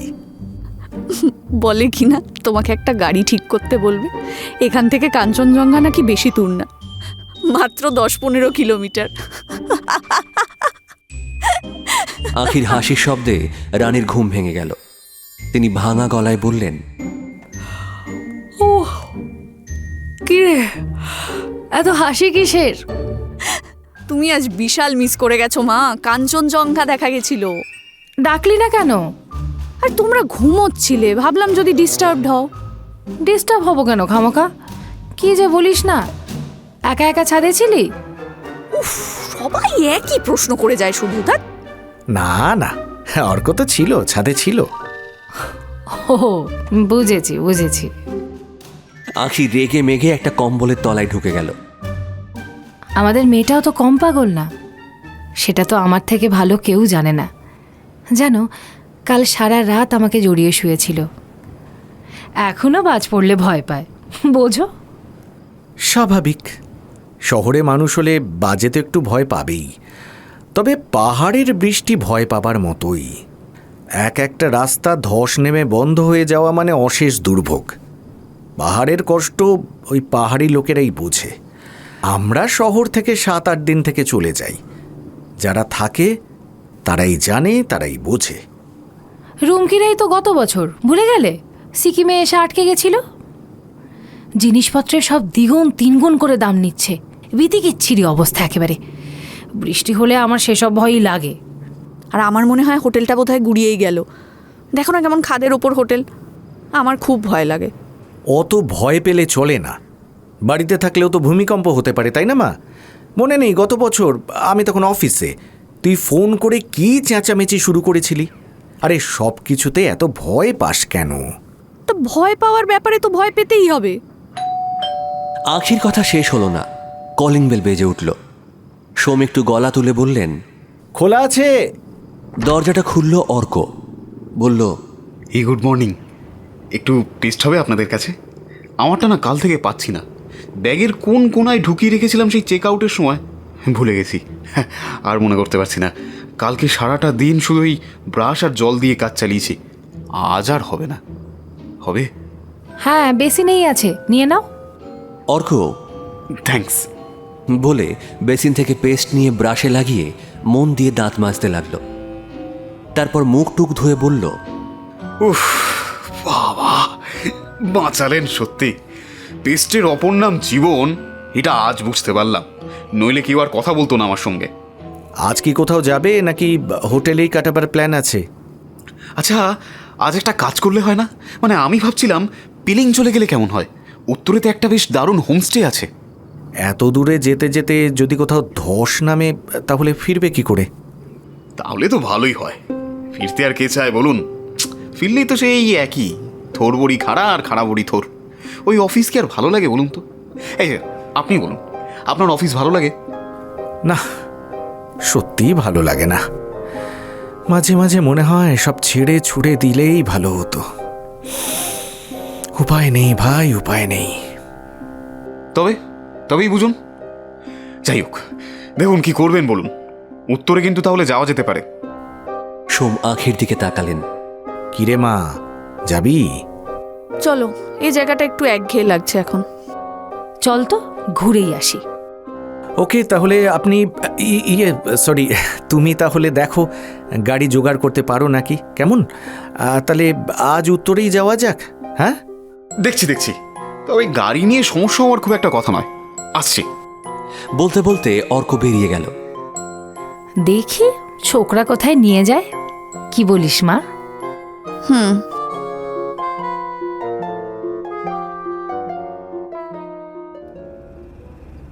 এরকম একটা নির্জন রাস্তায় একা একা হাঁটতে কেমন লাগে? আঁখি গাড়িতে যেতে যেতে নিজের মনেই কথাটা বলল। অর্কর কানে গেল কথাটা। ভালোই লাগে, তবে খিদে পেলে বড্ড বিপদ। মানে মাঝ রাস্তায় খিদে পেলে, ধরুন ফুচকা খেতে ইচ্ছে করলো, তখন কি করবেন? খাওয়া ছাড়াও পৃথিবীতে অনেক কিছু আছে। হ্যাঁ তা আছে, তবে খাওয়া বাদ দিলে কিছুই নেই। জীবন এবং পেট দুটোই ভারী গোলমেলে, তাই কি না? অর্ক, তুমি খেতে খুব ভালোবাসো না? না, ব্যাপারটা ঠিক তা নয়। এই দেখুন, বেঁচে থাকতে গেলে খেতে তো হবেই। আবার খেতে যদি হয় তাহলে এমন কিছু খেতে হবে যেটা খেলে বেঁচে থাকাটা আরো ভালো হয়ে যায়। বোঝাতে পারলাম নাকি আমি? হ্যাঁ, খুব পারলে। এই রাস্তায় আপনার এত কিছু থাকতে খাওয়ার কথাই মনে হলো? আপনি ব্রেকফাস্ট করেননি? করেছি তো, কিন্তু দেখুন, একে পাহাড়, তার উপর বৃষ্টির মধ্যে দিয়ে আমরা যাচ্ছি, খিদে পাবে না? আমার যেমন এখন খুব করে মোমো খিদে পাচ্ছে। এই হ্যাঁ, আমারও। ড্রাইভারকে বলবো নাকি কোনো রেস্তোরাঁয় দাঁড়াতে? একদম না, রাস্তার মাঝখানে দাঁড়াতে আমার একদম ভালো লাগে না। এরকম বলে না মামনি, সবার কথা ভাবতে হবে তো তোকে। না না, অত তাড়া নেই, আমরা পেলিংয়ে পৌঁছেও খেতে পারি। মানে অতটাও খিদে পাইনি, আমি আসলে ওই কথায় কথায় বললাম আর কি। আমার কিন্তু বাপু পেয়েছে, হলে মন্দ হতো না। সোম ড্রাইভারকে বললেন কোনো ভালো রেস্তোরাঁ দেখে দাঁড়াতে। ড্রাইভার বলল সামনে রাস্তা নাকি খুব খারাপ, পেলিং পৌঁছে দাঁড়ালেই ভালো হয়। রানী বললেন, বেশ, তাহলে তাই হোক। আরে কেক ছিল না, সেটা বের করা যাক বরং। ও হ্যাঁ, তাই তো ভুলেই গেছিলাম। দেখো, ব্যাগ থেকে কেক বের করে রানী সবাইকে দিলেন। আঁখি নিল না।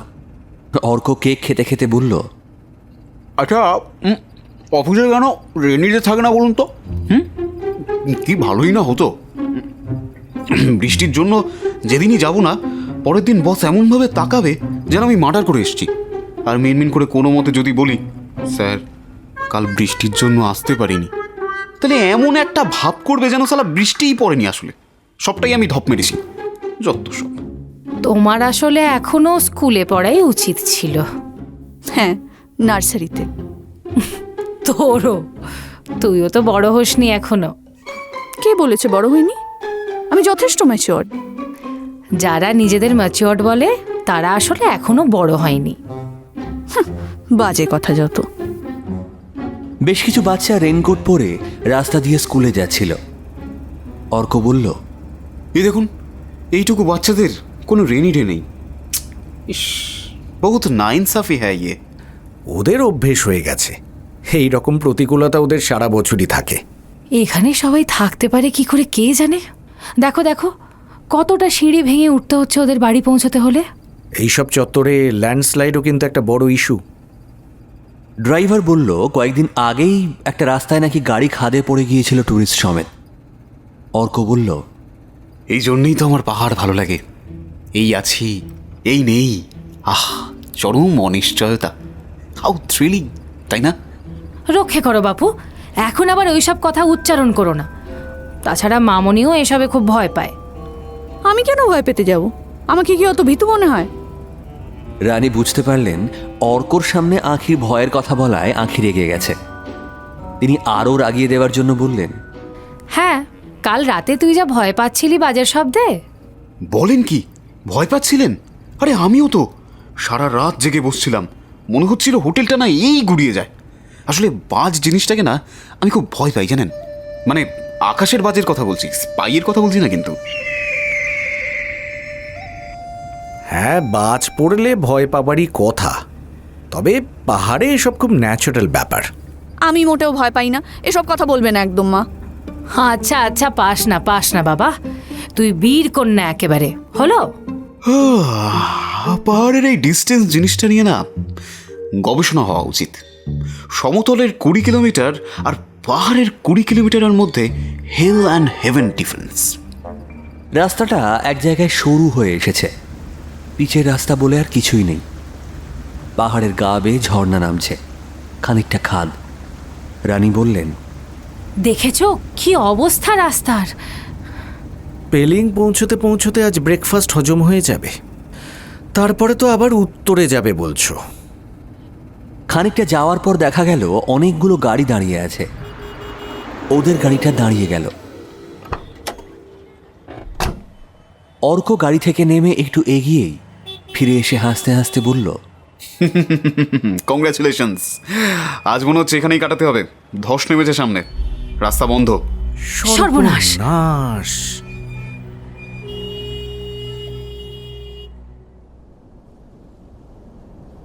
আকাশের মুখ ভার, মেঘ করে আছে, যে কোনো সময় বৃষ্টি হতে পারে।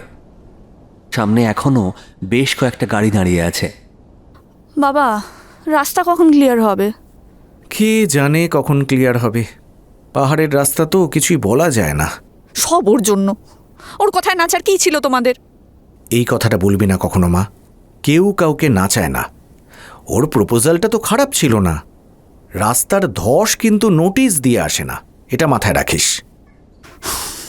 এবার কি হবে?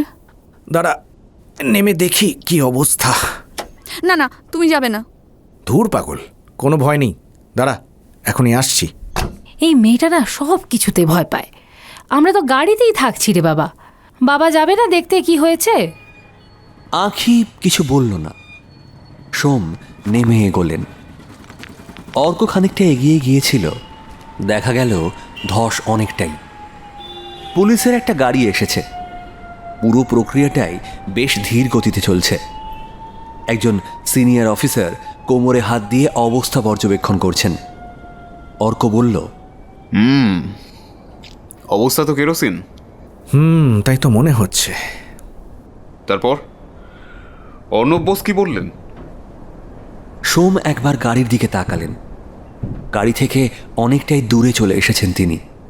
বললেন, এখানে বলবো? সমস্যা কি, বলতে থাকুন না, আমি দেখে নিচ্ছি ব্যাপারটা। অর্ণব বোস? হ্যাঁ হ্যাঁ, তো অর্ণব বোস আমাকে ফোন করে প্রথমে খুব আপে তুললেন। তারপর জানালেন আমার প্রমোশন নিয়ে তিনি নাকি খুবই চিন্তিত। সব বোগাস। এই ক্রুশিয়াল টাইমে যদি কোনো বাজে কেসে আমার প্রমোশন ঝাড় খেয়ে যায়, তাহলে নাকি ওনার থেকে বেশি কেউ দুঃখিত হবে না। ও, তার মানে হুমকি আর প্রলোভনে মেশানো একেবারে টক ঝাল মিষ্টি ব্যাপার স্যাপার, তাই তো? হ্যাঁ, একেবারেই তাই। তারপর বললেন উনি আমার সঙ্গে দেখা করতে চান। উনি আমার বাড়িতে আসবেন নাকি আমি ওনার বাড়িতে যাব? স্বাভাবিকভাবেই আমি বলি ওনার বাড়িতে দেখা করতে যাব। তা সেটা শুনে বললেন বিকেল 5টার দিকে যেতে, আর তারপর ফোনটা কেটে দিলেন। আচ্ছা। আমি এরপর সুরেশ্বরের কাছে চার্জ বুঝতে গেলাম। ওর ঘরে তখন কেউ ছিল না। আমায় দেখে হাসতে হাসতে বলল, আরে লাহিড়ী, তুমিও শেষে আমারই মতোই ফেসে গেলে। আমি অবাক হয়ে বললাম, ফেঁসে গেলাম মানে? কিছুক্ষণ ওর সঙ্গে কথা বলে বুঝলাম এটা পুরোপুরি open and shut case. Arnab বোসের ভাইপো উজ্জ্বল বোস প্রমোটার, উঠতি ঘুড়ি, আর রত্নাকর আগরওয়াল বুড়ো ঘুঘু। ভাইপো কাকার ইনফ্লুয়েন্স নিয়ে উড়ছিল। ওদিকে রত্নাকর প্রাণপণ চেষ্টা করছিল সেটাকে বাধা দিতে। 3 জন পাবলিককে তারপর টাকা খাইয়ে পাতি খুন করা হয়েছে বুড়োকে। আচ্ছা, শুরুতেই আপনাকে কনক্লুশন বলে দিল সুরেশ্বর? আমি তো জানতাম এটা অস্বাভাবিক না। সুরেশ্বর অনেক পুরনো এবং অভিজ্ঞ অফিসার। এবং করাপ্টেডও। বলতে পারেন। আপনি কিন্তু করাপ্টেড ছিলেন না মিস্টার লাহিড়ী। একটা জেসিবি মেশিন আসছিল। সোম সেদিকে তাকিয়ে বললেন, আপনি কি শুরুতেই কনক্লুশনে পৌঁছে গেলেন? আমি তো এখন উত্তর মেলাচ্ছি। আমি আসলে ব্যাক ক্যালকুলেশনে বরাবরই খুব পাকা। অনেক উত্তর এখনো মেলানো বাকি। যাই হোক, তারপর বলুন। বিকেলে অর্ণব বোসের বাড়ি গেলাম। ঘর ভর্তি বড় মেজো সেজো চামচা ভর্তি একেবারে। আমি যেতেই অর্ণব আমাকে নিয়ে ভেতরের ঘরে নিয়ে গেলেন। বললেন, স্কচ খাবেন লাহিড়ী বাবু? আমি বললাম সেসবের নেশা নেই। তখন অর্ণব বোস মাথা নাড়তে নাড়তে বললেন, সিগারেট? আমি বললাম না। 30 লাখ খাবেন? বাহ, খাবারের সিকোয়েন্সটা তো ভারী সুন্দর। ঠিকই। আমি তখন ওনাকে বললাম, আমাকে খামোখা টাকা দিতে যাবেন কেন? অর্ণব বোস বললেন, ওহো, আপনারা হলেন আমাদের কাছের লোক। আমার কাজ শুধু মানুষের সঙ্গে সম্পর্ক তৈরি করা। আপনার সঙ্গে আমি সম্পর্ক তৈরি করতে চাই। আচ্ছা, আপনি আমার ভাইপোকে চেনেন? ভারী সুন্দর গিটার বাজায়, ছোটখাটো ব্যবসাও করে। ও, জাস্ট মিনিট, আমি পরিচয় করিয়ে দিই। তা ভাইপো এলো। ভাইপো মানে অর্ণব বোসের ভাইপো। 10 আঙুলে 10টা আংটি, গলায় ইয়া মোটা সোনার চেন, ওই কুকুর বাঁধার মতো মোটা। এসেই আমাকে সাষ্টাঙ্গে প্রণাম করল। আঁখি গাড়ি থেকে নেমে হাঁটা শুরু করেছে। অর্ক বলল, এই দেখুন, এই রাস্তায় নামার কি দরকার ছিল? আপনি ওনাকে প্লিজ বলুন গাড়িতে গিয়ে বসতে। আমি ক্লান্ত হয়ে যাচ্ছি সায়নবাবু, আমি ক্লান্ত হয়ে যাচ্ছি। আর অভিনয় করতে পারছি না আমি।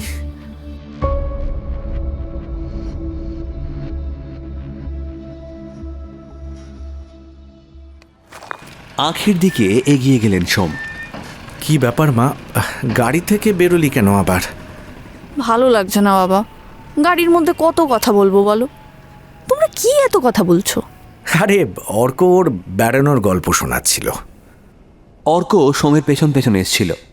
বলল, আপনি খাদ পছন্দ করেন? খাদ? খাদ কেন পছন্দ করতে যাব? দেখুন, কেমন একটা অদ্ভুত ডাক দিচ্ছে না খাদটা? মনে হচ্ছে না বলছে, চলে আয় চলে আয়। কি বলবো বলো, এটা কোনো কথা হলো? কেন কেন কথা হবে না? সব কিছুরই প্রাণ আছে। গাছের যখন আছে তখন খাদের থাকতে আপত্তি কোথায়? আপনি তাকিয়ে দেখুন না, দেখুন দেখুন, খাদের ওই গাছেরা আপনাকে সত্যি সত্যি ডাকছে কিনা দেখুন না। আঁখি কড়া চোখে অর্কর দিকে তাকালো। অর্ক সঙ্গে সঙ্গে ঘুরে জেসিবি যেদিকে রাস্তা পরিষ্কার করছে সেদিকে হাঁটা লাগালো। মা, তুই গাড়িতে গিয়ে বস। মা এক আছে না গাড়িতে, যা, আমি আসছি, যা। না, আমার ভালো লাগছে না। কেমন দম আটকে আসছে গাড়িতে বসলে। খুব টেনশন হচ্ছে। আরে টেনশন কিসের? আচ্ছা, এখন কটা বাজে বাবা? 12:30 বাজে। কেন? আমার মনে হচ্ছে এখানে অন্ধকার হয়ে যাবে। থুস, কি যে বলিস না। ওই দেখ, ওই তো অলরেডি কাজ শুরু হয়ে গেছে। আর ওই বড় জোর হাফ অ্যান আওয়ার, আধ ঘন্টার মধ্যে হয়ে যাবে। যা যা, তুই গাড়িতে গিয়ে বস তো মা, যা। জেসিবিটা একটা পাথরকে রাস্তা থেকে সরানোর চেষ্টা করছে। আঁখি দেখে বলল, এই মেশিন দিয়ে হবে?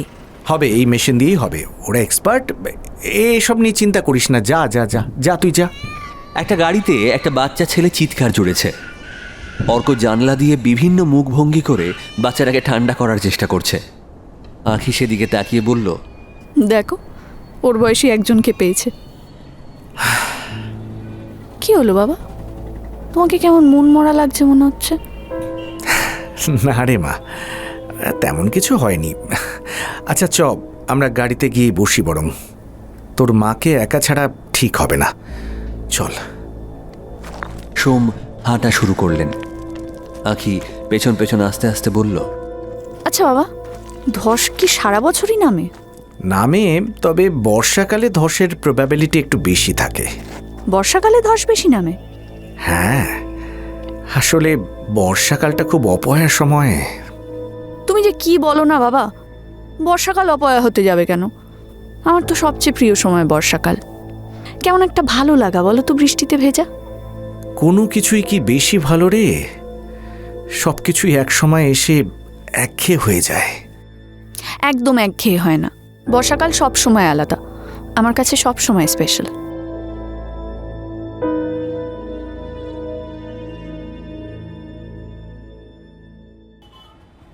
দুপুর 3:30। অঝোর ধারায় বৃষ্টি শুরু হয়েছে। তার মধ্যেই রাস্তার একদিক খুলে দেওয়া হয়েছে। জ্যাম একটু একটু করে ছাড়ছে। গাড়ি এগোচ্ছে সম্মুখ গতিতে। যেটুকু জায়গা দিয়েছে গাড়ি বেরোনোর জন্য, যে কোনো সময় খাদে পড়ে যাওয়ার চান্স আছে। সব সময় অলক্ষণে কথা না বললে হয় না, না? ও মা, অলক্ষণের কি আছে? আরে আপনারা মৃত্যুটাকে এত সিরিয়াসলি নেন কেন বলুন তো? কথা আছে একটা, জানেন না, জীবন মৃত্যু পায়ের ভৃত্য, ইত্যাদি ইত্যাদি। ভাবুন তো, যে লোকটা এভারেস্টে উঠছে তার তো প্রতি মুহূর্তেই লাইফ রিস্ক থেকেই যায় একটা। কখন একটা ইয়েতি এসে পড়বে তাহলেই তো গেল। ইয়েতি কোত্থেকে এলো? ইয়েতি বলে কিছু হয় নাকি? মা, ইয়েতি হয় তো।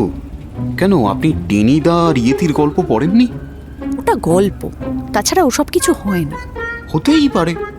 ধরুন না, আপনার পেছনে একটা ইয়েতি চুপ করে বসে আছে, আপনি দেখতে পাচ্ছেন না হয়তো, কিংবা রাতে খাটের তলায় একটা ইয়েতি খাপটে মেরে লুকিয়ে থাকতেই পারে। পাহাড়ে কিন্তু এসব খুব হয়, আপনি জানেন না?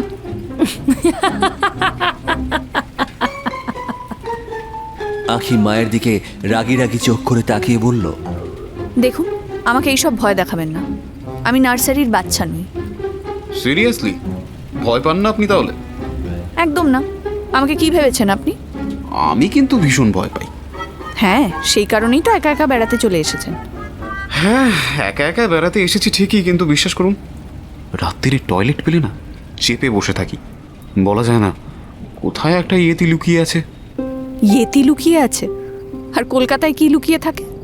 কলকাতায় ভূত আছে, মানে ভূত ঠিক না, আমার ঘরের পিছনে একটা বট গাছ আছে, ওখানে একটা ব্রহ্মদৈত্যী থাকে। মাঝে মাঝেই দেখা হয়, হাই হ্যালো বলে। আমি পিৎজা এনে খেলে জুল জুল চোখ করে তাকিয়ে থাকে। যখন বলি খাবে নাকি, তখন আবার বেজার মুখ করে বলে, না, আমাদের হাওয়া খাওয়া ছাড়া আর কোনো উপায় নেই। আপনি কি পরিমাণ গল্প বানাতে পারেন! বিশ্বাস না করলে কি করব বলুন, সবটাই তো বিশ্বাসের উপর। আপনি জানেন না, ইয়েতির গায়ে বড় বড় লোম আছে। ব্লু ইয়েতির মার্কেট সবচেয়ে বেশি আছে, কেউ খুঁজে পেলে কয়েক কোটি টাকা পাবে। আমার সিকিমে আসার এটাও তো একটা কারণ, ইয়েতি ধরবো। শোনা যায় তেনজিং নোরগে নাকি ইয়েতি দেখেছিলেন, আপনি শুনেছেন? এগুলো সবই গল্প। আর শুনুন, আপনি আমাকে বাচ্চা মেয়ে পাননি যে ভর দুপুরে এসব বলে ভয় দেখাবেন। হ্যাঁ, আমাদের মামুনি ভর দুপুরে একদম ভয় পায় না, রাতে একটু একটু ভয় পায় আর কি। আঁখি মাকে একটা চিমটি কাটলো। আজ আর উত্তরে যাওয়া যাবে না বোধ হয়। হ্যাঁ, আর রিস্ক নিয়ে লাভ নেই, ড্রাইভার পেলিংয়েই নিয়ে যাক। অবশ্য পেলিং থেকে কাঞ্চনজঙ্ঘা শুনেছি আরও কাছে। এরকম বৃষ্টি না হলে আমি কাঞ্চনজঙ্ঘা ট্রাই নিয়েই ছাড়তাম, বিশ্বাস করুন। কোথাও রাস্তা ভেঙে গেছে, কোথাও রাস্তা বলে কিছুই অবশিষ্ট নেই। গোটাটাই কাদাময়। গাড়ির কাঁচ মাঝে মাঝেই সাদা হয়ে যাচ্ছে, মুছতে হচ্ছে। আঁখি বলল, থাক, অনেক হয়েছে। ওহ, কখন যে পৌঁছবো। হ্যাঁ, আমার সত্যি ভীষণ খিদে পেয়েছে। অর্ক ড্রাইভারের সঙ্গে কথা বলে বলল, পেলিংয়ে গিয়ে খাবেন নাকি গেজিংয়ে খেয়ে নেবেন? মানে গেজিং থেকে পেলিং খুব একটা দূরে নয়। আমি আর পারছি না বাপু, ওই গেজে যাওয়া নাকি বললে, ওখানেই চলো বাবা, আগে খেয়ে নি। তাহলে একটা কাজ করি, আমরা বরং গেজিংয়ে খেয়ে নিই, তারপর না হয় যাওয়া যাবে। এখন কি খেতে হয় বলুন তো? একদম আগুন গরম ঝুরঝুরে ভাত, একটু ঘি, পেঁয়াজ লঙ্কা দিয়ে মাখা আলু সেদ্ধ, আর ঝাল ঝাল চিকেন। এটা কি কলকাতা পেয়েছেন যেই বৃষ্টির দিনে আপনি এইসব পাবেন? সত্যি বেড়াতে গেলে এই তো সমস্যা। বাড়ির খাওয়ার কথা মনে পড়ে গেল। মা যা বদ অভ্যাস করে দিয়েছে ভালো খাইয়ে খাইয়ে, এই জন্যই তো লাইফে কিছুই হলো না। নইলে কবে সব কিছু ছেড়ে ছুড়ে পাহাড়ে ঘর বানিয়ে থাকতাম। মাকে আনা গেলে সব থেকে ভালো হতো, কিন্তু সে তো আর সম্ভব নয়। হয়তো নিয়ে এলাম, তারপরেই মা ওই ফাটা রেকর্ড অন করে বলে দিল, কই রে আমার বৌমা কই। অর্কর গলা বিষণ্ণ শোনালো। বিয়ে করলে যদি রেকর্ডটা বন্ধ হয় তাহলে তাই করতে পারো তো। খেপেছেন? আমার বন্ধু দীপাংশু, সেম কেস। বিয়ের আগে ওর মা পাগল করে দিত, বাবা বিয়ে কর বিয়ে কর এই বলে। যেই ছেলে বিয়ের পর একটু বউয়ের কথায় উঠতে বসতে শুরু করলো, অমনি ওর বাড়ি গেলে কাকিমার এখন অন্য ফাটা রেকর্ড শুরু হয়। বৌমা কত খারাপ, তার ছেলেকে তার থেকে দূর করে দিল। ইস, প্যাথেটিক। আপনার বউ হওয়া উচিত হেডমিস্ট্রেস টাইপ কেউ, একটা বেত নিয়ে সব সময় আপনাকে শাসনে রাখবে। কেন? আপনার আমি কি ক্ষতি করেছি যে আপনি আমাকে এমন অভিশাপ দিচ্ছেন?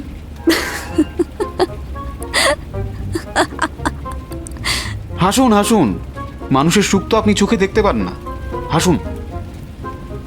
গেজিং চলে এসেছিল। ড্রাইভার একটা হোটেলে দাঁড়ালো।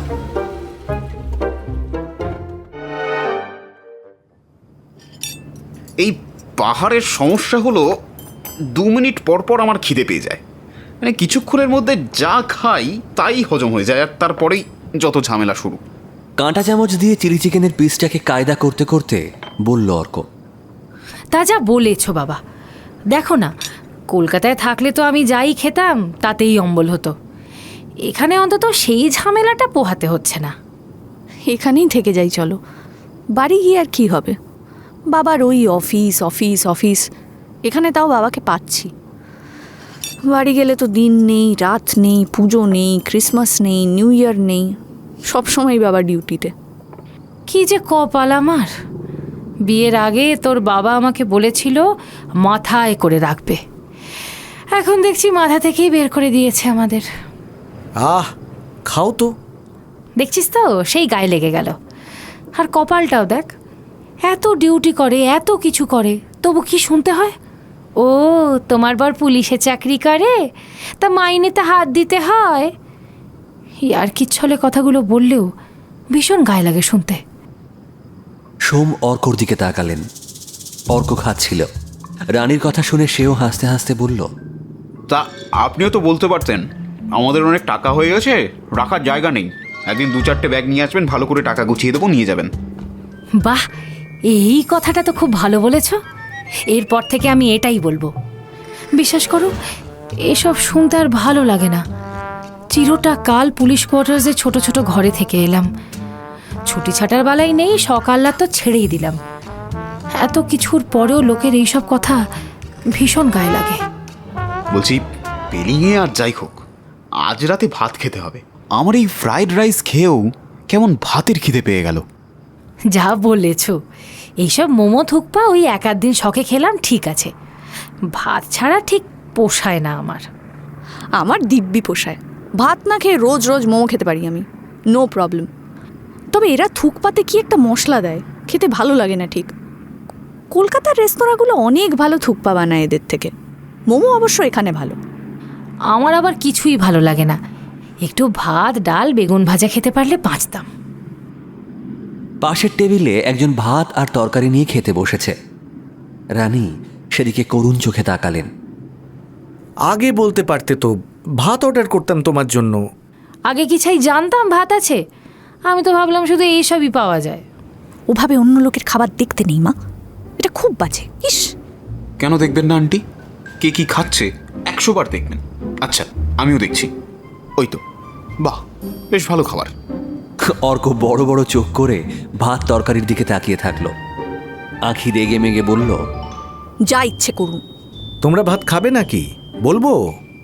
না না না না, থাক থাক, আপাতত যা আছে খেয়ে নি, আর আলাদা করে টাকা নষ্ট করতে হবে না।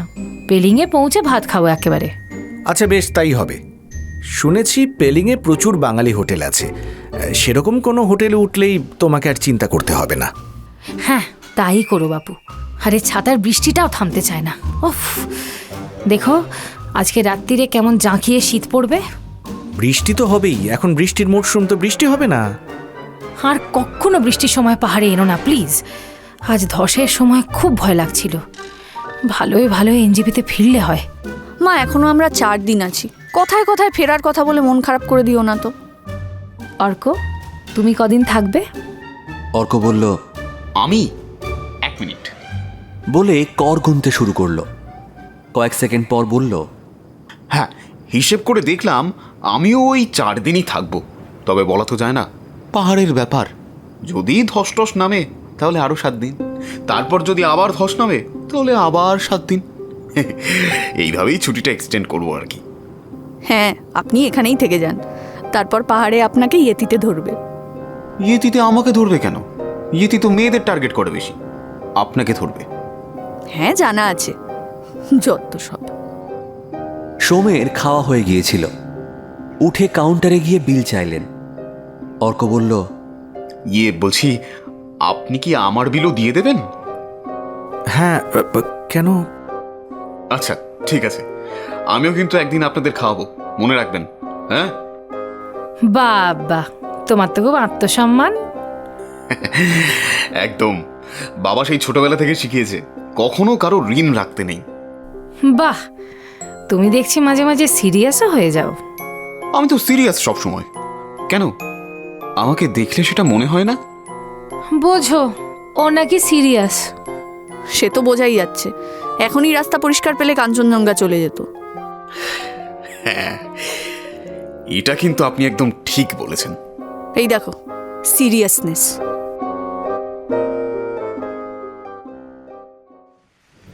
রাত 9টা।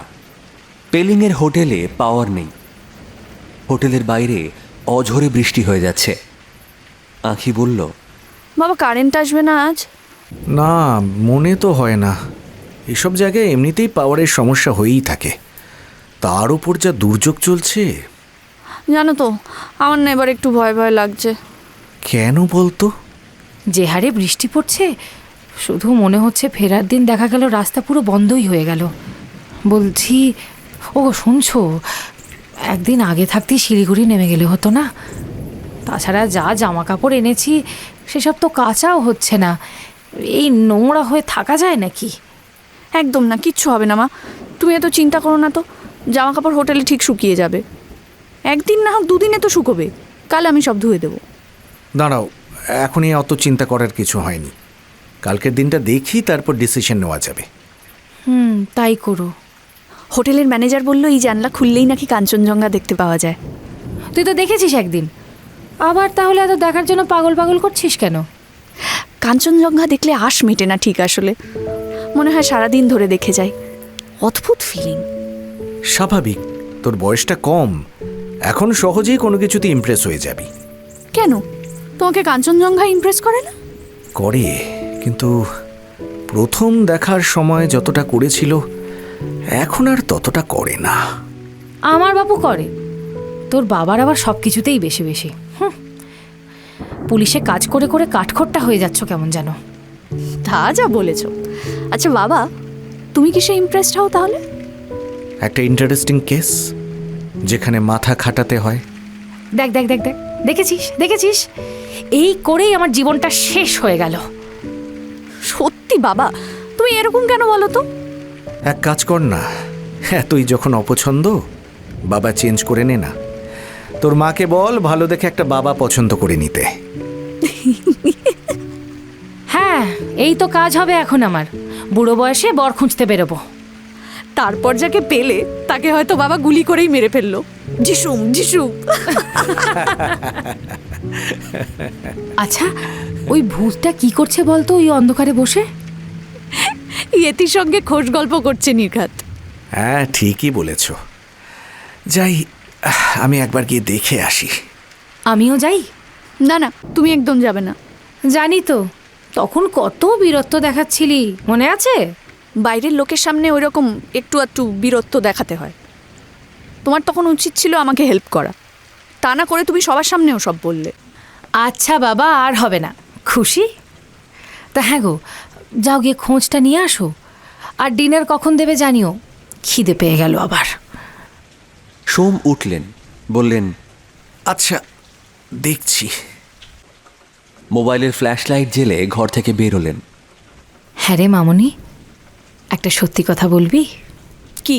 তোর ওই পাগলটাকে ভালো লেগেছে না? মা, সব কিছু এক ফর্মুলায় না ফেললে হয় না তোমার, না?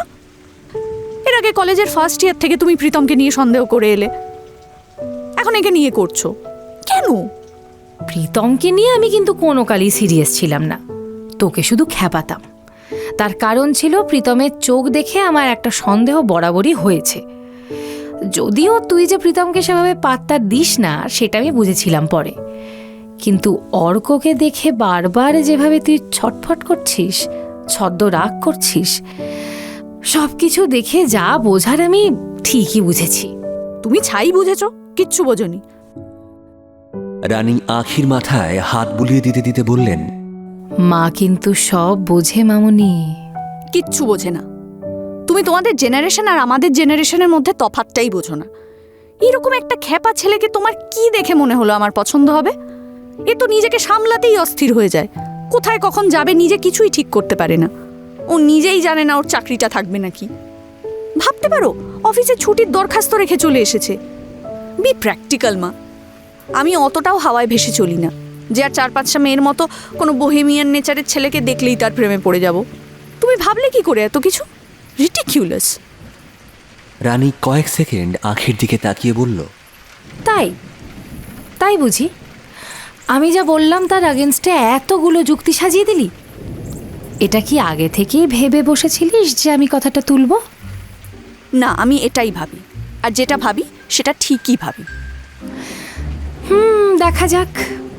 আমার কাছে আগে থেকে সারেন্ডার করে দিলে কিন্তু তোরই লাভ হতো। পরে কিন্তু আমি তোকে চিনব না মামুনি। চিনো না, চিনতে হবে না তোমাকে। খুব চিনেছি।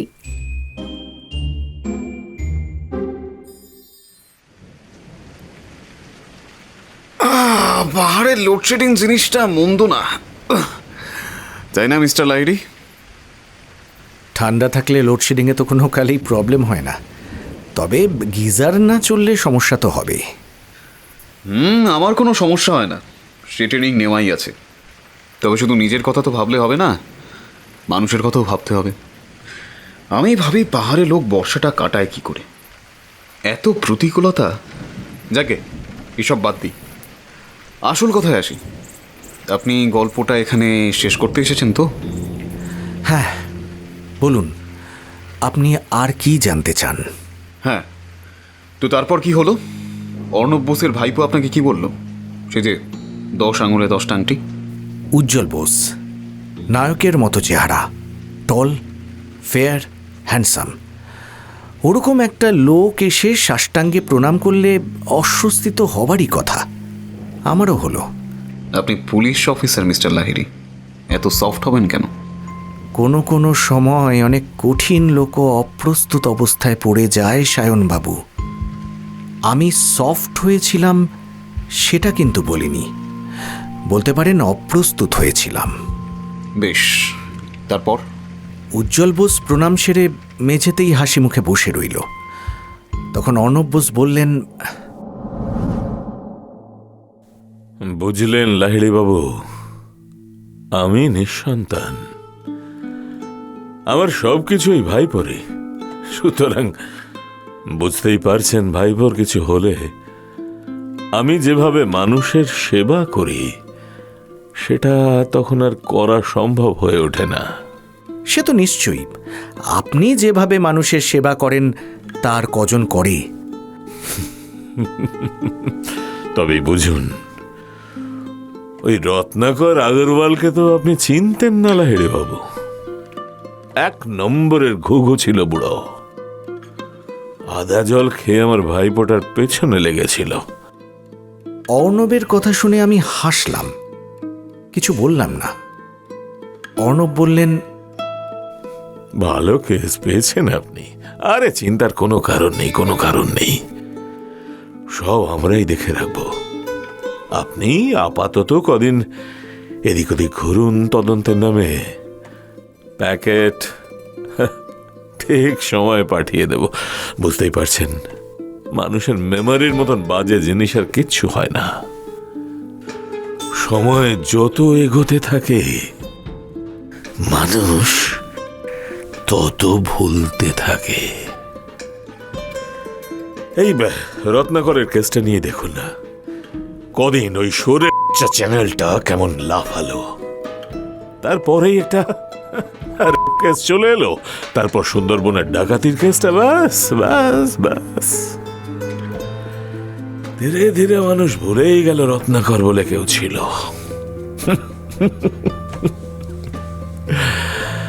তো আপনার কাজটাও সেটাই, ওই সময় কাটিয়ে দেওয়া, তদন্তের নামে দেখব করে এদিক ওদিক ভিজিট করা, তারপর ধীরে ধীরে কেসটা হালকা করে দিলেই হবে। আরে চাপ নেবেন না। আপনার উপরতলায় আমি সেটিং করে রেখেছি।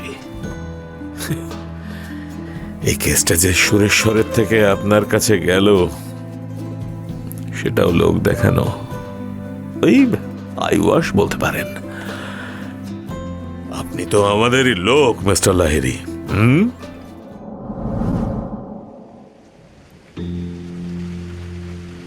প্যাকেট মানে টাকার প্যাকেট? হ্যাঁ, অর্ণব বোস যখন আপনাকে বললেন আপনি ওনাদের লোক, আপনার মনে হয়নি থুতু ফেলে ডুবে মরি? হ্যাঁ, সেটা মনে হয়েছিল। তবে আমি খানিকটা কনফিউজডও ছিলাম যে কি করে অর্ণব বোসের আমাকে নিজেদের লোক মনে হয়েছিল। অপোনেন্ট পার্টির মিছিলের দিন আপনি খুব অ্যাক্টিভ ছিলেন মিস্টার লাহিড়ী, মনে আছে আশা করি? আমারও পরে সেটাই মনে হয়েছিল জানেন। তবে অপোনেন্ট পার্টি যেদিন মিছিলটা করেছিল সেদিন আমার কিছু করার ছিল না। প্রভোকেশনটা ওদিক থেকেই এসেছিল, আর আমাদের ওপর স্ট্রিক্ট অর্ডার ছিল কিছুতেই যেন আমরা মেইন রোডের অন্যদিকে ওদের যেতে না দিই। তবে আমি কাউকেই মুখে মারিনি, প্রায় সবারই পায়ে লাঠিচার্জ করেছিলাম। সেই ইনসিডেন্টটাই অর্ণব বোসের গুড বুকে আপনার নামটা তুলেছিল আর কি। যাই হোক, এরপর বলুন। তা উজ্জ্বল বোস গোটা সময় ধরে একটা কথাও বলেনি, নিষ্পাপ সরল মুখ করে বসেছিল একেবারে। আমি যখনই মাঝে মাঝে ওর দিকে তাকিয়েছি ততবার আমার দিকে তাকিয়ে হেসেছিল। ওকে দেখে কারো পক্ষে বোঝা সম্ভব না যে ব্যাটা পাক্কা ক্রিমিনাল। তা অর্ণব বোসের বাড়ি থেকে যখন বেরোচ্ছি তখন পেছন পেছন এলো, গাড়িতে ওঠা অবধি একটা কথাও বলেনি, শুধু শেষে বলল, স্যার আপনার বাড়িতে কাল সকালে ফার্স্ট ইনস্টলমেন্টটা পাঠাবো? আমি বললাম না না, আমাকে এসব পাঠাবেন না প্লিজ, আমি পরে কন্ট্যাক্ট করব। উজ্জ্বল আর কিছু বলল না। বাড়িতে আসার পর সেদিন নিজের ওপর অদ্ভুত একটা ঘেন্না এলো জানেন। মনে হচ্ছিল পরের দিনই হেড অফিসে গিয়ে রেজিগনেশন দিয়ে আসি। ঘরের আলো জ্বলে উঠল। অর্ক বলল, বাহ, এই তো। প্রায় সঙ্গে সঙ্গেই অর্কর ঘরের কলিং বেল বেজে উঠল। খোলা আছে। আঁখি এবং রানী বললেন, দেখেছো, আমরা রুম থেকে বেরোলাম আর পাওয়ার চলে এলো। বলছি, তোমরা কি এখানেই গল্প করে যাবে? খাওয়া দাওয়ার কোনো কি ইচ্ছে নেই নাকি?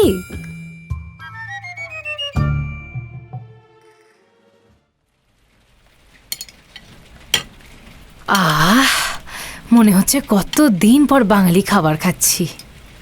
আলু ভাজা আর ডাল দিয়ে ভাত মাখতে মাখতে বললেন রানী।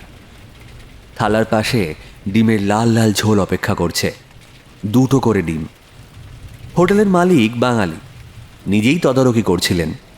রানীর কথা শুনে বললেন, কাল আপনাদের চিকেন খাওয়াবো ম্যাডাম, আজকে ডিমের কারি বেশি করা গেল না। রান্নাটা কে করেছে দাদা? পুরো স্বর্গীয় তো রান্না বান্না। এই শীতে এরকম ধোঁয়া ওঠা ভাত, তার সঙ্গে এরকম রান্না, উফ, অবিশ্বাস্য। আমার ওয়াইফ স্যার, এখন কম লোকের রান্না তো কোনো অসুবিধা হয় না। আপনি এখানে পুরো ফ্যামিলি নিয়ে আছেন নাকি? হ্যাঁ, সেই 90 সালে এসে জায়গাটার প্রেমে পড়ে গেলাম, তারপর আর যাওয়ার কথা ভেবে উঠতেই পারলুম না। এখানে থাকতে কষ্ট হয় না? হতো, তবে এখন অভ্যেস হয়ে গেছে। আমার ছেলেমেয়েরা তো এখানকার স্কুলেই ভর্তি হয়ে গেছে, এখন এখানেই সেট হয়ে গেছে একেবারে। কলকাতা গেলে বরং একটু অস্বস্তি হয়, বেশি দিন থাকতে পারি না। গ্রেট। তা পেলিংয়ে তো কাঞ্চনজঙ্ঘা বাদে কিছু দেখার নেই, আছে নাকি? আর কি চাই বলুন তো? সূর্যের আলোয় কাঞ্চনজঙ্ঘার এক রূপ, ঘোর পূর্ণিমায় দেখলে বুঝতেন সে রূপের কোনো তুলনাই হয় না। অনেকেই আছে বুঝলেন, শুধু ওই জ্যোৎস্নায় কাঞ্চনজঙ্ঘাকে দেখবে বলে আসে, বারবার আসে, সারা রাত শুধু দেখে যায়। উফ, আপনি তো স্বভাব কবি মশাই। অনেক নিরস লোককেও কাঞ্চনজঙ্ঘা কবি বানিয়ে দেয় মশাই। আপনারা তো এসেছেন বর্ষাকালে, কপাল ভীষণ ভালো না থাকলে কাঞ্চনজঙ্ঘা দেখতে পাওয়ার কোনো চান্সই নেই। আমি দেখেছি রা বাংলায়। সত্যি কপাল ভালো আপনাদের, এটা মানতেই হবে। না হলে যা চলছে কদিন ধরে। আচ্ছা, আপনারা মোটামুটি কদিনের খাবার স্টক করে রাখেন? বর্ষার আগে যতটা সম্ভব করে রাখি, তবু বলা তো যায় না। সবই কপাল, কপালে থাকলে কিছুই যে করবার থাকে না সেটা তো বুঝতেই পারেন। সত্যি, জীবিকার জন্য মানুষকে কি কি করতে হয় বলো। কলকাতার লোক এই জায়গায় পড়ে আছে, ভাবা যায় না। তবে যাই বলুন, আপনাদের কলকাতার থেকে তবু কিছুটা ভালো আছি। তা যা বলেছেন, কলকাতা একটা জায়গা হলো? দূর, আমার তো একদম ভাল লাগে না। সাধে কি সুনীল গাঙ্গুলি একে কংক্রিটের জঙ্গল বলেছিলেন? এখন তো আরও ভয়াবহ অবস্থা মশাই। উত্তর, দক্ষিণ, পূর্ব, পশ্চিম যেদিক থেকে পারছে কলকাতা বেড়ে চলেছে। একসময় দেখবেন একদিকে সুন্দরবন, অন্যদিকে বনগাঁ অব্দি কলকাতা বংশ বিস্তার করেছে। যত সব। তো তোমার কি কলকাতার উপর যত রাগ ওখানে তোমার অফিসটা আছে বলে? না না, শুধু অফিস কেন, কলকাতার উপর আমার রাগ ছোটবেলা থেকে। স্কুলটাও তো ওখানেই ছিল। আপনি এক কাজ করুন না, এখানেই থেকে যান আমার সঙ্গে, ব্যবস্থা করে দেব। একটা হোটেল লিজ নিয়ে নেবেন। মন্দ না কিন্তু লাইফটা, ভেবে দেখতে পারেন। আমার সেরকম প্ল্যান না। তবে কিরকম প্ল্যান? হোমস্টে করব। ধরুন একটা নির্জন জায়গায় একটা বাংলো থাকবে, সন্ধ্যেবেলা বনফায়ার হবে, গান হবে, আড্ডা হবে সারা রাত ধরে। কোনো এক খামখেয়ালি লেখক এসে থেকে যাবেন, তার কাছে জীবনের গল্প শুনব, জীবন দর্শন বোঝার চেষ্টা করব। বছরের প্রথম বরফ পড়বে যখন, তখন দু চোখ ভরে সেসব দেখব। শুধু এই বিতিকিচ্ছিরি বর্ষাটায় পড়ে পড়ে ঘুমাবো। এই প্ল্যান। বেশ রোম্যান্টিক চিন্তা ভাবনা কিন্তু আপনার। আপনিও কি কবিতা টবিতা লেখেন নাকি? হ্যাঁ লিখি, কিন্তু লেখার পর সে লেখা নিজেই আর পড়তে পারি না। জিনিসটা ঠিক কবিতা তো হয় না আসলে, কবিতা বা কবিতা এই ধরনের কিছু একটা হয়। কবিতা? সে আবার কি? কবিতা যখন 3rd গ্রেডেড হয় তখন সেটা কবিতা, 2nd গ্রেডেড হলে কবিতা, আর যখন একেবারেই পড়া যায় না তখন কবিতা হয়ে যায়। আর ফেসবুকে যে কবিতা লেখা হয় তাকে আমি বলি ফবিতা। ফোবিয়া প্লাস কবিতা ইকুয়ালস টু ফবিতা। আমার যেমন এখন ফেসবুক কবিতায় অনীহা ধরে গেছে। খুব বাজে কথা এটা। ফেসবুকে অনেক ভালো ভালো কবিতা পাওয়া যায়। আপনি একটু স্নব, তাই বেশি হ্যাটা করে ফেললেন এটা বলে। এই না, মানে আমি আর কি ওই আবেগের বসে বলে ফেলেছি। আমার এক বন্ধু আছে জানেন তো, ছেলেটা দিব্যি ছিল, হাসতো, খেলতো, ঘুরে বেড়াতো। তা হলো কি, একদিন ফেসবুকে অ্যাকাউন্ট খুললো আর আমাকে একটার পর একটা কবিতা পাঠাতে লাগলো। সেগুলো কবিতা বা ছবিতা বললেও অত্যুক্তি হয় না। সেগুলো থেকেই আমার ফেসবুকের কবিতার প্রতি কেমন যেন একটা বদ হজম হয়ে গেল আর কি। তো সব থেকে খারাপ গ্রেড কোনটা? সেটা এখনো গবেষণার পর্যায়ে আছে, তাই বলা যাবে না।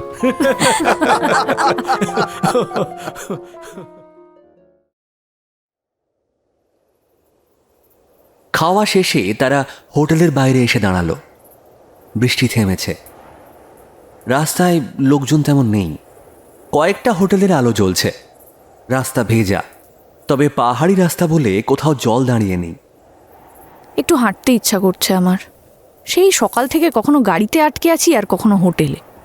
না না, আজ আর না। তারপর হাঁটতে হাঁটতে অনেকটা দূরে চলে গেলে ফেরার পথে বৃষ্টি নামলে তো বিপদ হয়ে যাবে। হ্যাঁ, আমার না এই খাওয়ার পর হাঁটার কথা ভাবলেই কেমন একটা আতঙ্ক তৈরি হয়। তাছাড়া ভেবে দেখুন, রাস্তাঘাটে কোথায় গাছের আড়ালে ঘাপটি মেরে এখন ইয়েতি বসে আছে। আপনি তো সেটা জানেন না, তাই না? হ্যাঁ, ইয়েতির তো খেয়ে দেয় কাজ নেই, আপনাকে ধরার জন্য গাছের আড়ালে বসে থাকবে। দেখ, হয়তো ইয়েতির অর্ককে পছন্দ না, তোকে পছন্দ। উফ মা, তুমি প্লিজ এইসব শুরু করো না তো। আচ্ছা বাবা, আমাদের কালকের প্ল্যান কি বলো তো? আমি তো কিছু ভাবিনি। তা অর্ক কিছু ভেবেছো নাকি? হ্যাঁ, ভাববো না কেন, ভাবাটাই তো আমার কাজ। অবশ্যই ভেবেছি কাল আমরা উত্তরে যাব। সেই হোমস্টে? হ্যাঁ। সরি, আমি যাচ্ছি না, আপনি যান। গিয়ে একা একা থাকুন, ইয়েতির সঙ্গে কুস্তি করুন। আমি এখানেই আছি। পিলিংয়েই লোকজন নেই, কে যাবে ওখানে? সত্যি অর্ক, এবার ক্ষমা দাও, ওসব আর পারবো না। আজকে ওই ধসের জন্য আটকে থাকার সময় আমার অনেক শিক্ষা হয়ে গেছে বাবা। আচ্ছা, তাহলে আমি একাই যাব। সত্যি তুমি যাবে? ওখানে একা একা থাকতে পারবে? সেটাই তো চ্যালেঞ্জ আন্টি। একা থাকার মতো চ্যালেঞ্জ আর কিসে আছে বলুন তো? আচ্ছা ছেড়ে দিন, আপনারা এখানেই রেস্ট করুন, আমি কাল উত্তরে চলে যাব। সোম অর্কর দিকে তাকিয়ে বললেন, তুমি কি সত্যিই কাল চলে যাবে? হ্যাঁ, ওখানে আজ থেকেই বাংলোটা বুক করা ছিল, 2 দিনের জন্য বুক হয়ে আছে। না গেলে খারাপ দেখাবে। কিন্তু না গেলে কার কাছেই বা খারাপ দেখাবে? সে যার কাছেই হোক, খারাপ তো দেখাবেই। আমি ওরকম কথা দিয়ে বিট্রে করতে পারি না, কেমন একটা অস্বস্তি হয়। সেই ভালো, আপনি যান, নির্জন জায়গায় একা একা থেকে আসুন। আমি আর কোথাও যাচ্ছি না। আমার তো কালকে সারাদিন বাপু ঘুমোতে ইচ্ছে করছে। আমারও। আপনার কি ইচ্ছা করছে? যাবেন নাকি? বাবা কেন যাবে আপনার সঙ্গে? বাবার কি খেয়ে দেয়ে কাজ নেই? আমার কিন্তু একটু অ্যাডভেঞ্চারের গন্ধ পেলে ভালোই লাগে। কিন্তু যাই হোক, আঁখি আর রানী না গেলে আমি একা একা ওদের ছেড়ে রেখে যেতে পারবো না। ব্যাপারটা একটু রিস্কি হয়ে যাবে আর কি।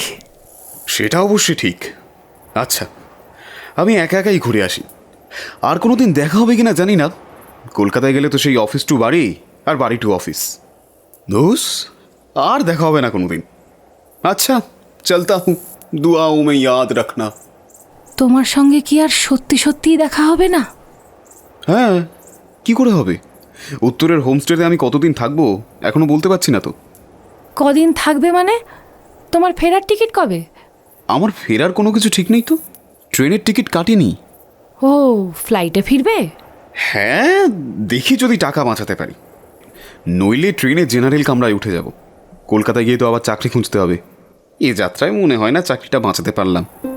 আপনাকে কোনো সুস্থ বসই চাকরিতে রাখবে না, যদি না আপনার মতোই পাগল হয়। এই মামুনি, কী সব বলছিস? ভুল কি বলেছি?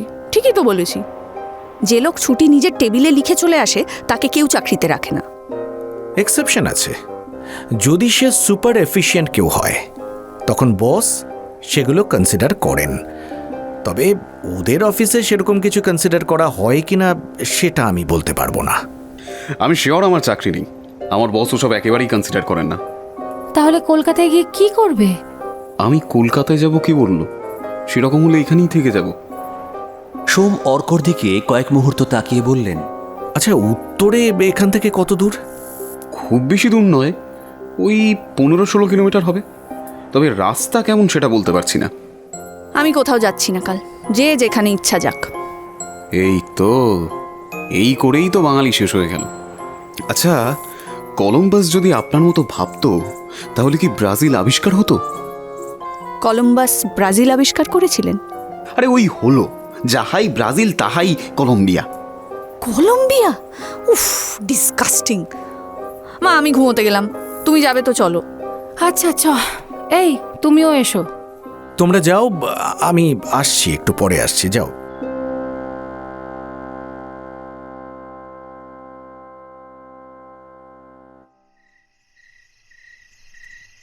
রানী ঘরে এসে বললেন, পাগলটা তাহলে শেষমেশ চলেই যাচ্ছে। ভালো হয়েছে, যাক, একা একা পাগলামি করুক। তোর কি যেতে ইচ্ছা করছে? আঁখি খাটের ওপর বসে রানীর দিকে তাকিয়ে বলল, আমার কেন যেতে ইচ্ছা করবে? কি পাগলের মতো কথা বলছো বলো তো? সেই কাল অবশ্য চাইলেও যাওয়া হতো না, এত জামা কাপড় ধুতে হবে। জানি তো, তাছাড়া এরকম বিচ্ছিরি বৃষ্টিতে কোথাও যাওয়াটাও অসম্ভব।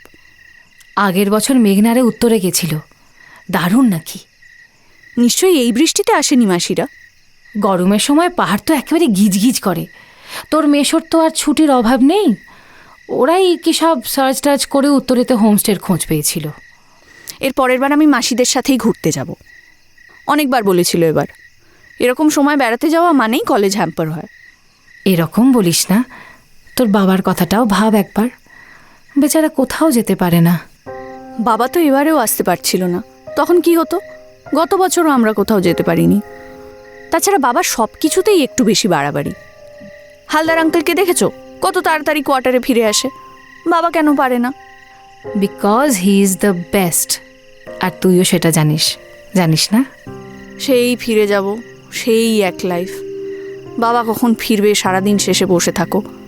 কোথায় পুলিশের সঙ্গে জনতার মারপিট হলো, ব্যাস টেনশন নিয়ে বসে থাকো। বাবার কিছু হলো না তো,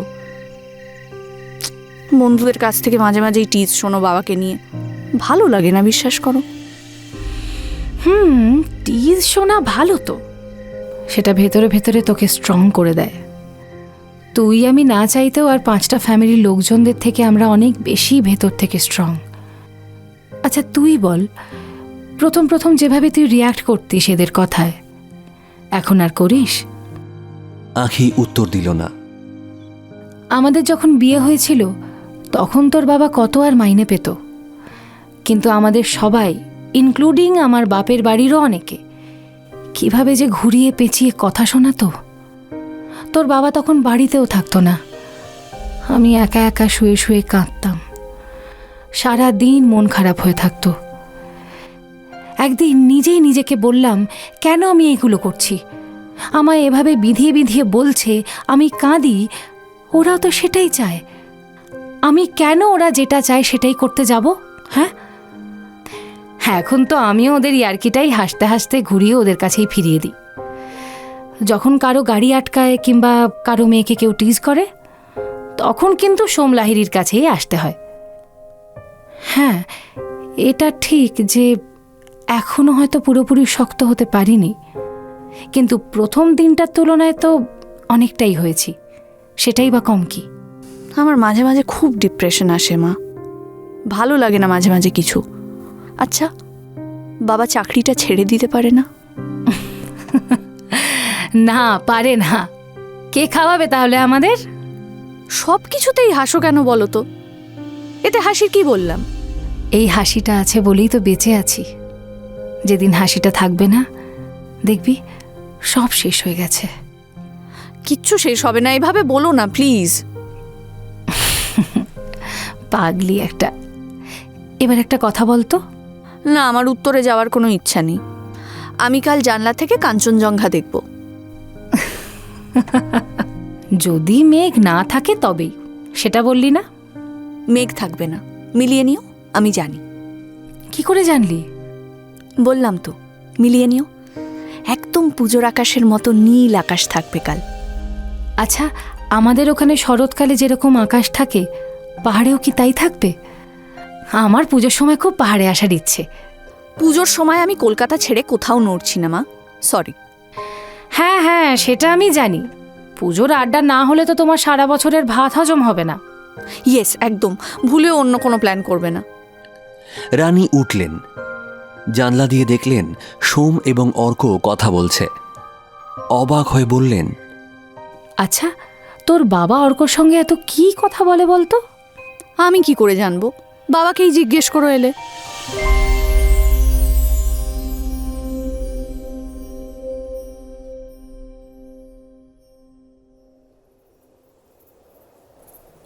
আপনি কি সত্যিই চলে যাবেন? হ্যাঁ, চলে যাব। তারপরে? আচ্ছা, আপনি ভগবানে বিশ্বাস করেন মিস্টার লাহিড়ী? কেন বলুন তো? আসলে একটা প্রচলিত বিশ্বাস আছে, ভগবানে বিশ্বাস করলেই তো মানুষ ইহকাল পরকাল নিয়ে ভাবে, পাপ পুণ্য নিয়েও ভাবে, তাই আর কি। Not necessarily. অর্ণব বোসের বাড়িতে ঢুকতেই বিরাট একটা মন্দির পড়ে, তাতে কি অর্ণব বোস নিষ্পাপ হয়ে যায়? বহু দুর্নীতিগ্রস্ত মানুষ ভগবানের আশ্রয় নিয়ে ভাবে আমার আর কেউ কোনো ক্ষতি করতে পারবে না। আরে আপনি নাস্তিক? নাস্তিক নই, আস্তিকও নই। আমার স্ত্রী পুজো করেন, নিয়ম করেন, প্রসাদ দেন, খাই, ওইটুকুই। লোক দেখানো জিনিস আমার আসে না। বাহ, সেটা ভালো ব্যাপার। যাকে যেটা জিজ্ঞেস করছিলেন সেটার উত্তর দিয়ে দিই। হ্যাঁ, আমি কাল উত্তরে চলে যাব, এটা কনফার্ম। একটা ইনভেস্টিগেশন মাঝপথে রেখে আপনি নির্জন পাহাড়ে একা একা বসে থাকবেন? তা নয় লাহিড়ী বাবু, আমাদের দেখা ঠিকই হবে। যাই হোক, আমরা মনে হয় আপনি বাড়ি ফেরার পর থেকে আটকে আছি। তারপর বলুন, পরের দিন কি করলেন? পরের দিন না, সেদিন রাতেই আমি সুরেশ্বরকে ফোন করলাম। কি বললেন সুরেশ্বর? আমি যখন ফোন করেছিলাম তখন রাত ওই 10টা হবে। ফোনটা রিং হয়ে গেল, ধরল না। তারপর রাত 12টা নাগাদ আমি তখন কয়েকটা ওই কেস হিস্ট্রি নিয়ে পড়াশোনা করছিলাম, দেখি সুরেশ্বর ফোন করছে। ধরলাম। সুরেশ্বর প্রথমেই বলল, সরি লাহিড়ী, তখন আমি অর্ণব বোসের বাড়িতে ছিলাম। আমি জিজ্ঞেস করলাম, তুমি গেছিলে না তোমাকে ডেকেছিল? সুরেশ্বর বলল, ডেকেছিল এবং তোমাকে নিয়েই এক গাদা প্রশ্ন করলো। বাহ, সুরেশ্বর তো বেশ অনেস্ট করাপ্টেড অফিসার। হ্যাঁ, আপনাকে নিয়ে কালচার করলো, সেটা আবার আপনাকেই শুনিয়ে দিল। বাহ বাহ। তা আপনি ওর সব কথায় বিশ্বাস করলেন? না করার তো কোনো কারণ দেখিনি। কাক কি কখনো কাকের মাংস খায়? সেটা অবশ্য ঠিক। আচ্ছা, তারপর কি বললেন? সুরেশ্বর জানালো অর্ণব বোস চাইছে কেসটা যত তাড়াতাড়ি সম্ভব ধামাচাপা পড়ুক। আমাকে দিয়ে কিভাবে সেটা সম্ভব সে ব্যাপারেই আলোচনা করতে ডেকেছিল ওকে। তো কি প্ল্যান হলো সে নিয়ে কিছু বলল? আমাকে সুরেশ্বর বেশ কিছু সাজেশন দিল। আমি সেসবই শুনলাম, কিন্তু এক কান দিয়ে ঢোকালাম আর এক কান দিয়ে বের করে দিলাম। ওই হুঁ হাঁ করে গেলাম। সেসব নিয়ে বিস্তারিত কিছু বলছি না। তবে সুরেশ্বর ফোন রাখার পরেই আমি ঠিক করলাম পরের দিন আমার প্রথম কাজ হবে রত্নাকর আগরওয়ালের ফ্ল্যাটে যাওয়া। কেমন যেন নিজের অজান্তেই একটা রোখ চেপে গেল। দেখি না নদীর ওপাশেই কেউ বলার জন্য আছে নাকি। এবং সেখানে গিয়েই আপনি প্রথম দিনই সুরভি জয়সওয়ালের খোঁজ পেলেন, তাই তো? আপনি সুরভির ব্যাপারটা জানেন এটা আমি বুঝে গেছিলাম যখন আপনি কম্বিনেশন লকের প্রসঙ্গটা এনেছিলেন। হ্যাঁ, সেটাই স্বাভাবিক। আচ্ছা বলুন, তারপর? রত্নাকর আগরওয়ালের বাড়ি বালিগঞ্জে। সুন্দর দোতলা বাড়ি, অনেকখানি জায়গা জুড়ে। কলকাতার বুকে ও বাড়ির বাজার দর আকাশ ছোঁয়া, এ বিষয়ে কোনো সন্দেহ নেই। আমি যখন গেলাম তখন দেখলাম রত্নাকরের বড় ছেলে কিশোর আগরওয়াল বাড়ির বাইরে বসে ওদের বড় শেভরলে গাড়িটা মুছছে। আমি একাই গেছিলাম, তবে ইউনিফর্ম ছিল। আমি গিয়ে পরিচয় দিতে কিশোর আমাকে সাদরে ঘরের ভেতর নিয়ে গেল। রত্নাকরের দুই ছেলে, কিশোর আর সুবোধ, দুজনেই বিবাহিত। দুজনেরই অনেক রকম ব্যবসা আছে। তো আমি যেতে সুবোধও বেরিয়ে এলো সঙ্গে সঙ্গে। বুড়ো মারা যাওয়ার পরে বাড়ির ভাগ বাটোয়ারা হয়েছে? হয়েছে, অবশ্য বুড়ো বেঁচে থাকাকালীনই সেটা হয়েছিল। নিচের তলাটা কিশোরের আর উপরের তলাটা সুবোধের। রত্নাকর কিশোরের সঙ্গেই থাকতেন। দুই ভাই নিশ্চয়ই বাবার মার্ডারার যাতে ছাড় না পায় তার জন্য আপনার হাতে পায়ে ধরলেন। না না না, ওরা কিন্তু একেবারেই সেই লাইনে গেল না। ওই কথাতেই ঢুকলো না রাদার, যেন আমি কোনো মতে বাড়ি থেকে গেলেই ওরা বাঁচে। সে কি, মন্ত্রীর ভয়ে? আমারও তাই মনে হয়েছিল জানেন। আমি ওই আধ ঘণ্টাখানেক ওদের সঙ্গে রত্নাকর সম্পর্কে বেশ কিছু কথা বলার পরেও যখন বুঝলাম আদতে এদের পেট থেকে বোমা মারলেও যে কথাটা আমি শুনতে চাইছি সেটা বেরোবে না, তখন ওই বাড়ি থেকে চুপচাপ বেরিয়ে গেলাম। আচ্ছা, কিশোর বা সুবোধের বউয়ের সঙ্গে কথা হয়নি? ওদের বাচ্চা কাচ্চা কজন? কিশোর নিঃসন্তান, ওর বউ হলো রাধিকা আগরওয়াল, হাউসওয়াইফ। এক ফাঁকে এসে আলাপ করে গেলেন। মুখ দেখে কিছুই বোঝার উপায় নেই। সুবোধের বউ Nidhi Agarwal, that famous skin specialist. ওদের এক ছেলে ভুবন আগরওয়াল, ক্লাস 4-এ পড়ে। নিধির সঙ্গে আমার তেমন কোনো কথা হয়নি, আসলে সেই সময় বাড়িতে ছিল না। বেশ, তারপর বাড়ি থেকে বেরিয়ে কোথায় গেলেন আপনি? পল্টুকে ফোন করলাম। পল্টু মানে ইনফর্মার। পল্টু রত্নাকর নামটা শুনেই বলল, স্যার, ওই সুরভির বাড়ি না গেলে রত্নাকর কেস ঘেটে আপনি কিছুই বুঝতে পারবেন না। সুরভিকে এলাকার সবাই জানে রত্নাকরের আসলে দুটো বউ। একটা বউ যে মরে গেছে, আরেকটা বউ যাকে রত্নাকর ওই বালিগঞ্জ হাইটসের সব থেকে উঁচু তলায় ফ্ল্যাট কিনে দিয়েছিল। তারা কথা বলছিল রাস্তায় দাঁড়িয়ে। চারিদিক নিস্তব্ধ হয়ে এসেছে। বৃষ্টির পরে প্রকৃতি যেন বিশ্রাম নিচ্ছিল। সোমের কথা শুনে অর্ক কিছু একটা বলতে যাচ্ছিল, এমন সময় একটা গাড়ির জোরালো হর্নের শব্দ শোনা গেল। সোম রাস্তার মাঝ বরাবর ছিলেন, অর্ক রাস্তার একপাশে। গাড়িটা যখন তাদের কাছে চলে এসেছিল, সোম কোনো মতে রাস্তার একপাশে যেতে সক্ষম হলেন। গাড়িটা প্রবল গতিবেগে চলে গেল। সোম বললেন, এ কি পাহাড়ে এরকম জোরে গাড়ি চালায় নাকি? পাগল নাকি এরা? পাগল নাকি বলতে পারবো না, কিন্তু কলকাতার নাম্বারের গাড়ি ঘোর বর্ষায় পাহাড়ে কি করছে সেটা একটা বড় প্রশ্ন বটে। কলকাতার নাম্বার? আপনি এর মধ্যে দেখলেন কি করে? ইয়েস, দেখলাম, কারণ অভ্যাস আছে আমার এভাবে দেখার।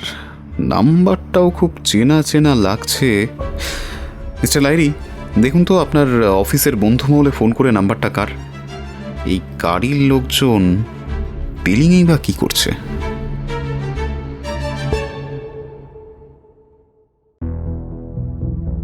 আজ কাহনে শুনলেন অভিক অর্জুন দত্তের কাহিনী যখন এসেছিলে, প্রথম পর্ব। অন্তিম পর্বের ডিটেলস পাবেন ডেসক্রিপশনের শুরুতে এবং প্রথম কমেন্টে। গল্পটির প্রথম পর্ব যদি আপনাদের ভালো লেগে থাকে তাহলে প্লিজ গল্পে একটা লাইক এবং কাহনে একটা সাবস্ক্রাইব করার পাশাপাশি হাইপ অপশনে ক্লিক করে দেবেন কাইন্ডলি। গল্পের প্রথম পর্ব কেমন লাগলো অবশ্যই জানাবেন, কিন্তু আপনাদের কমেন্টের অপেক্ষায় থাকবো আমরা। সাহিত্য দীর্ঘজীবী হোক।